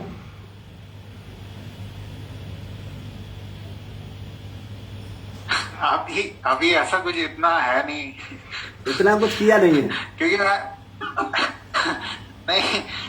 मैं बेसिकली बीच में जैसे किसी की प्रॉब्लम होती है तो मैं बोलता हूँ कि तुम इतनी प्रॉब्लम्स हैं तुम्हारी लाइफ में, तो मैं तुम्हें सजेस्ट करूंगा कि तुम एक बार ये भगवत गीता पढ़ो। और मैं अभी एक ज्वाइन कर रखा हूँ तो उसको तुम करो ज्वाइन। तो फिर इस तरीके से अभी बोलता हूँ, मतलब कुछ ज्यादा डिटेल लेवल पे उतना नहीं हो पाता है। हाँ, नहीं। एक जैसे मेरे वहाँ है, मेरे वहाँ है, मेरी वाइफ की सिस्टर है, तो उनको थोड़ा सा इश्यूज है, तो उनको मैं बोलता हूँ कि तुम आप ज्वाइन करो। उनको मैं बहुत बार बोल चुका हूँ, जब भी वो कुछ प्रॉब्लम बोलती है मैं कहता हूँ ज्वाइन करो। तो लेकिन अभी वो उसमें आ नहीं पाई, या मैं उनको उस तरीके से बता नहीं पा रहा हूँ। हाँ, एक्चुअली बिल्कुल सही आपने कहा। आपने बड़ी विनम्रता से उत्तर दिया कि अभी मैं उनको शायद उस तरह से बता नहीं पा रहा हूँ। हम लोगों से यही गलती होती है कि लोगों के समक्ष हमें अपनी बात रखने के लिए ऐसे बात रखें कि वो प्रभावशाली भी हो और बड़ी विनम्रता पूर्वक भी हो, जिससे किसी को ठेस न लगे और वो हमारी बात स्वीकार करने के लिए विवश हो जाए। क्योंकि अगर सही बात है और सही ढंग से है तो निश्चित लोग उसे स्वीकार करेंगे। बात सही है लेकिन तरीका सही नहीं है तब भी लोग स्वीकार नहीं करेंगे। तो इसलिए हमें दोनों चीजें सीखनी होगी। एक तो सत्य सीखना होगा और एक सत्य कहने का ढंग सीखना होगा। तो जब दो चीजें हो जाएंगी तब निश्चित रूप से काम बन जाएगा, फिर लोग स्वीकार करेंगे। हाँ, वो अलग बात है, कुछ मूर्ख रहेंगे जो आपके अड़ोसी पड़ोसी रहेंगे, वो आपको हमेशा वही देखेंगे, वो कह अरे ये तो वही है, मुझे मालूम है क्या है। तो ऐसे लोगों को समझाना थोड़ा मुश्किल होगा। ऐसे लोगों को समझा पाना सरल नहीं है, क्योंकि उनका अपना एक माइंडसेट है और वो अपने माइंडसेट से बाहर कभी नहीं निकल पाएंगे। खास करके आपके परिवारीजन, आपके रिलेटिव्स और आपके जो पड़ोसी हैं, वो अपने जो मानसिक धारणाएं जो उन्होंने आपके प्रति बनाई हैं, उनसे लोगों को जानते नहीं है लेकिन धारणाएं बड़ी आसानी से बना लेते हैं। आपने विचार किया है कभी? आपके पड़ोसी हों, आपके रिश्तेदार हों, आपको वो जानते नहीं है, आपसे उन्होंने ज्यादा बात नहीं किया है, आपको उन्होंने समझा नहीं है, लेकिन वो आपके विषय में एक धारणा बना लेते हैं। कुछ भी जो वो सोचते हैं उस हिसाब से, या जो उन्होंने इधर उधर से सुन रखा होता है, तो इधर उधर से सुन करके लोग धारणाएं बनाते हैं और उन धारणाओं के कारण वो अपनी श्रद्धा को या अपनी भावना को काट देते हैं। तो फिर उनको अगर कोई बात बताया जाए तो उनको समझ नहीं आता। तो इसलिए हम लोगों को प्रयास करना है कि अपने जो भी लोग हैं उनको बड़ी विनम्रता से अपनी बात रखें और प्रयास करें। अभी आप प्रयास अच्छे से नहीं कर रहे हो। आपने बताया उनको कि वास्तव में जीवन का लक्ष्य क्या है, वास्तविक सुख कहां है। हमको प्रत्येक व्यक्ति से चर्चा केवल इतनी करनी चाहिए कि भैया आप जो कार्य कर रहे हो, या भाभी जी आप जो कार्य कर रही हैं वो किस लिए कर रही हैं, सुखी होने के लिए या दुखी होने के लिए। तो भाई साहब हो या भाभी जी हो बड़े उत्साह से बोलेंगे सुखी होने के लिए। तो उनसे कहो कि इतना जीवन बीत गया, क्या सुखी हो गए, या संभावना है अभी सुखी हो जाओगे। तब व्यक्ति थोड़ा सोचने पर मजबूर होता है कि वास्तविकता में बात तो सही कह रहे हैं। अभी तक पूरा प्रयास किया है लेकिन सुख नहीं मिला, और जो प्रयास चल रहे हैं मान लो हम इसको और दुगनी गति से कर देंगे तब भी कोई उम्मीद नहीं दिख रही है कि सुखी हो जाएंगे। तो व्यक्ति एक्चुअली होता क्या है, हमें पिन पॉइंट्स पे बात करनी चाहिए और बात अपनी रख करके लोगों को यह बताना चाहिए वास्तव में सत्य को सुनो तो सही, स्वीकार तुम बाद में करना। सुनने में क्या प्रॉब्लम है। हम तो बोलते हैं लोगों की प्रॉब्लम यह है कि लोग सुनना ही नहीं चाहते। ऐसे लोगों को मूर्ख बोला जाता है जो सुनना नहीं चाहते। अरे भाई तुम मानो नहीं, तुम मत करो, तुम संकल्प लेकर के आओ कि हम माला नहीं करेंगे, हम सुबह नहीं उठेंगे, हम अपना मांस नहीं छोड़ेंगे, हम अपनी शराब नहीं छोड़ेंगे, हम अपना व्यभिचार नहीं छोड़ेंगे, कोई दिक्कत नहीं। तुम सारे संकल्प लेकर के आओ, लेकिन सुनो तो सही। सुनने में क्या मुश्किल है, और सुनने के बाद उस पर विचार करो। अगर ठीक लगता है तो स्वीकार करो, नहीं ठीक लगता है तो आपकी शराब, आपकी चीजें आपको मुबारक है, उसमें क्या मुश्किल है। जो आप कर रहे हो वो करते रहो। लेकिन अगर लगता है कि वास्तविकता में ये सब करते रहेंगे तब भी सुखी नहीं मिलने वाला, लेकिन वास्तविक सुख तो कहीं और है। अगर हम शायद इस पर थोड़ा मेहनत कर लें तो उसके परिणाम क्या है। और जब आपको हायर टेस्ट मिलेगा तो लोअर टेस्ट स्वाभाविक छूट जाएगा, उसको आपको छोड़ने की जरूरत नहीं है, वो स्वाभाविक हो जाएगा। लेकिन हायर टेस्ट लेना पड़ेगा, और वो हायर टेस्ट कब मिलेगा, जब आप नाम जप करोगे। मेरा आप सबसे पुनः निवेदन है, कृपया नाम जप को गंभीरता से लीजिए, एक एक शब्द को बोलिए और एक एक शब्द को ध्यान से सुनिए। लोग सही तरीके से जप नहीं करते हैं, इसलिए उनके जीवन में सही परिणाम नहीं आते। तो आप सब ध्यान से सुनिए और ध्यान से करिए और प्रचार करिए। और अगले हफ्ते आप लोग मुझे बताएंगे कि आप लोगों ने क्या प्रयास किया। मलेशिया का उद्धार करना है कि नहीं करना है उपेंद्र प्रभु? जी करना तो है, जितनों का कर सके उतना अच्छा है। तो कैसे होगा, समय देना पड़ेगा। अगर आप समय नहीं दोगे, अच्छा सोचो, विचार करो, अगर मैं आपको समय न दूं, अगर मैं अपने विचार अपने तक सीमित रख लूं, तो आप तक कैसे पहुंचेंगे। हम कहें हम अपना क्यों एक डंडा खराब करें। नहीं वो गुरुजी समझ रहे हैं, वो अप्रोच कैजुअल है। अभी तो घर में ही नहीं, जो हमारी जो वाइफ है उन्हीं को नहीं कन्विंस कर पाए, और तो डरी हुई बैठी है। वो एक्चुअली में है क्या कि मेरा जो बेटा है उसकी कुंडली में लिखा हुआ है कि वो 60 साल के बाद वो शायद संन्यास ले लेगा। तो कहती है कि उसका तो मुझे पता नहीं, लेकिन मुझे तुम्हारा डाउट हो रहा है अब।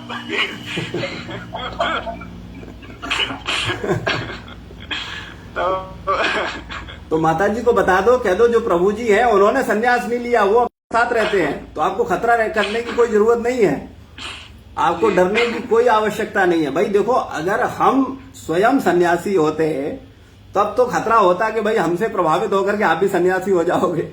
तो भैया हम तो खुद ही पत्नी के साथ रहते हैं, बच्चों के साथ रहते हैं, बच्चों को शिक्षा दे रहे हैं, पढ़ा रहे हैं, सब कुछ कर रहे हैं, अपने माता पिता का भी ध्यान रखते हैं, हमारा घर है टावा में, वहां भी जाते हैं हर महीने और अपनी चीजों को मैनेज करते हैं। तो कहने का मूल मतलब है हमको सब कुछ करना है। ऐसा कुछ कोई भी पत्नी बिल्कुल डरे नहीं कि उसको हो जाएंगे या बाबा हो जाएंगे, नहीं, बिल्कुल डरने की आवश्यकता नहीं है। हाँ, ये आपके पति चरित्रवान हो जाएंगे, इसकी गारंटी हमारी है। जो खतरा माताओं को अक्सर रहता है कि हमारे पति कहीं फिसल न जाएं, कहीं किसी और महिला के चक्कर में ना आ जाएं, उन खतरों से निश्चित रूप से माताएं बिल्कुल सेफ हो जाएंगी, ये मेरा प्रॉमिस है। अगर उनका पति ध्यान पूर्वक सुनता रहा तो फिर वो गलती नहीं करेगी, क्योंकि उसे पता है कि वो जो गलती करेगा उसका परिणाम उसी को भोगना होगा।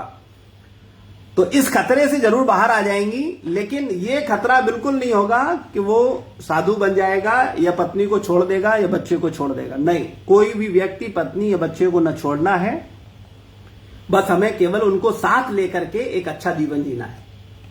तो बहुत अच्छा है, थैंक यू उपेंद्र प्रभु, आप काफी अच्छा प्रयास कर रहे हो। और माता जी को कोशिश करो कि वो साथ में आए, थोड़ा सत्संग अटेंड करें आपके साथ, क्या संभव है ऐसा? मैं ट्राई करूंगा और फिर से ट्राई करूंगा। मुझे लगता है दीपिका माता जी को बात करनी चाहिए, क्योंकि कई बार फैमिली मेंबर्स जो होते हैं ना, परिवार के लोग परिवार की बातों को नहीं ध्यान से सुनते हैं। आप अपना छोड़िए, शील प्रभुपाद जी को देख लीजिए, प्रभुपाद जी ने पूरी दुनिया को प्रचार कर दिया, लेकिन उनकी पत्नी, उनको वो प्रचार नहीं कर पाए। अपने बच्चों को प्रचार नहीं कर पाए, है ना। प्रभुपाद जी ने पूरी दुनिया को प्रचार कर दिया, लेकिन उनके पत्नी बच्चे नहीं प्रचारित हो पाए, है ना, नहीं भक्त बन पाए। तो इसलिए कई बार हमारे घर के लोग हमारी बातों को ज्यादा गंभीरता से नहीं सुनते हैं। क्यों नहीं सुनते हैं, उसका भी दो कारण है। पहला कारण ये होता है कि या तो उसमें हम ही लोग गलत होते हैं, हमारा आचरण हमारे घर वाले बहुत नजदीकी से देखते हैं, और वो देखते हैं अरे हाँ पता है तुम कितने क्या हो, हमसे मत बनो, हम सब जानते हैं तुम्हें, है ना। तो इसलिए वो नहीं सुनते हैं हमारी बात। और या फिर हम इतना अच्छा, इतना पवित्र आचरण हो हमारा कि जो हमारे घर वाले उस आचरण को देख करके स्वयं परिवर्तित हो जाए, क्योंकि हमारा परिवार हमको बहुत नजदीकी से देखता है। तो इसलिए हम जब तक भक्त नहीं होंगे तब तक हमारी पत्नी, हमारे बच्चे वास्तव में भक्त नहीं बनेंगे।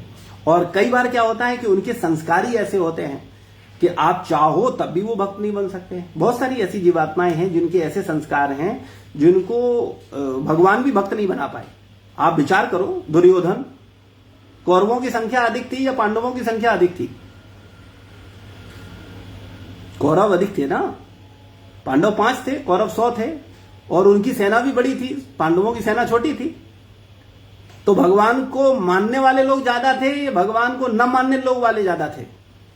और ये बात मैं तब की कर रहा हूं जो भगवान अपना दर्शन दे रहे हैं, साक्षात रूप से गोवर्धन उठा रहे हैं, साक्षात रूप से विराट रूप दिखा रहे हैं, तब लोग उनको भगवान मानने को स्वीकार नहीं थे।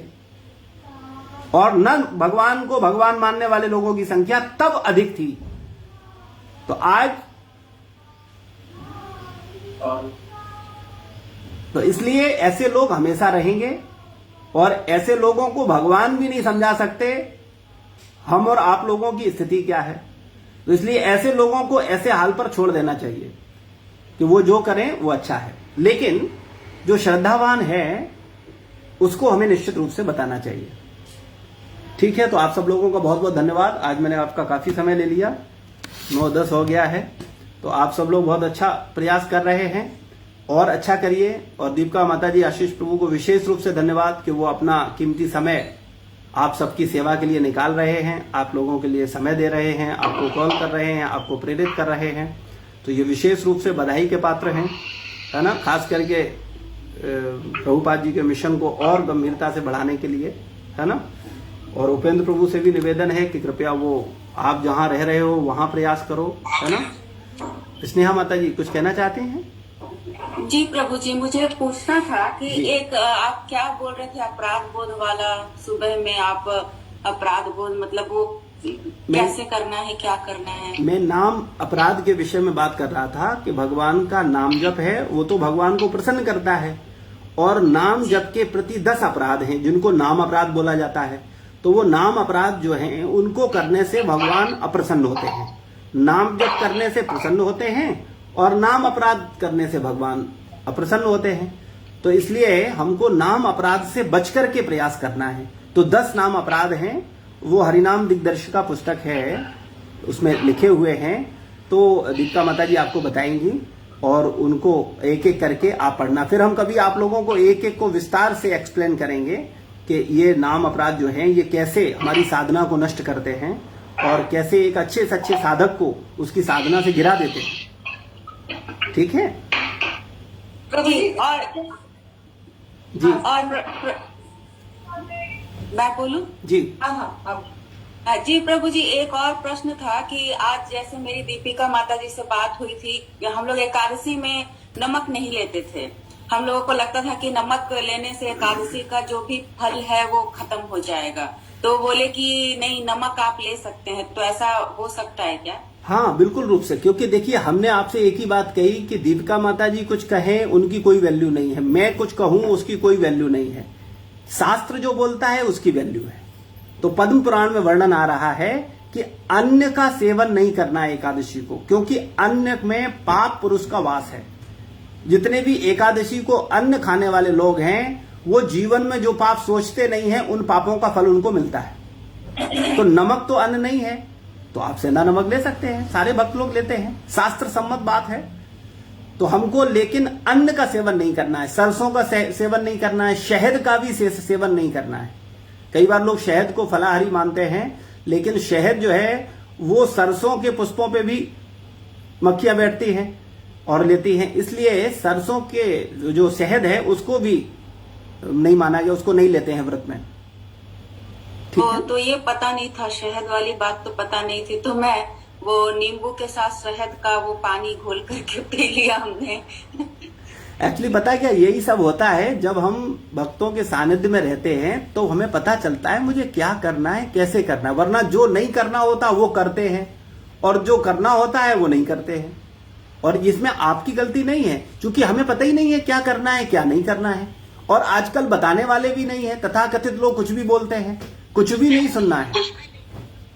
जी प्रभु जी, एक इस्कॉन का ही वीडियो हमने देखा था जी। तो उसमें बोल रहे थे कि वो नमक का मतलब एक अंश भी अगर चला गया आपके खाने में तो वो एकादशी का पूरा जो है वो आप पूरे दिन उपवास ही क्यों ना रखो वो सारा नष्ट हो जाता है। तो हमें लगा कि पता नहीं, देखिए इसीलिए मैं आपसे बोल रहा हूं, मैंने आपकी वीडियो को न सुने, अन्य लोगों को देखना है तो कृपया कृपया कृपया एक टीचर की शरण लें और उससे ध्यान पूर्वक चीजों को सुने, तब आप निश्चित रूप से फिजिक्स सीख पाएंगे।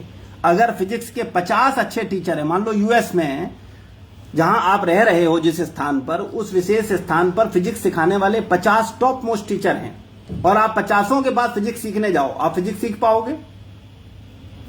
नहीं। क्यों नहीं सीख पाओगे? मैं पहले भी बोल चुका हूं, हमें कुछ भी नहीं सुनना चाहिए। कई बार हम कुछ भी सुनते हैं। कृपया फिर मैं आपको रोक रहा हूं, जो चर्चा चल रही है ये आपके लिए सफिशिएंट है। कृपया जितना बोला जा रहा है उतना करिए, बहुत ज्यादा सुनने के चक्कर में न रहिए, कुछ नहीं कर पाएंगे। जो व्यक्ति का मन स्थिर नहीं होता है वो अपने पति पर स्थिर नहीं होता है, अपनी पत्नी पर स्थिर नहीं होता है, अपने गुरु पर स्थिर नहीं होता है, ग्रंथ पर स्थिर नहीं होता है, कंत यहां तक भगवान पर भी स्थिर नहीं होता है। तो ऐसा व्यक्ति को क्या मिलेगा? जो स्थिर ही नहीं है, जिसने अपने मन को स्थिर ही नहीं किया है। इसीलिए एक मंत्र, एक ग्रंथ, एक कंत, एक संत, ये बहुत इंपॉर्टेंट है जीवन में। तो हम लोगों को थोड़ा कृपया एक बार ध्यान से सुनिए और जितना बताया जाए उतना सुनिए, समझिए और उसको करिए। उससे आपको अपने आप मार्ग की प्राप्ति होगी और आप सफल होंगे। ठीक है ना? धन्यवाद। श्रील प्रभुपाद की जय, गुरु महाराज की जय। हरे कृष्णा प्रभु जी। हरे कृष्णा माता जी।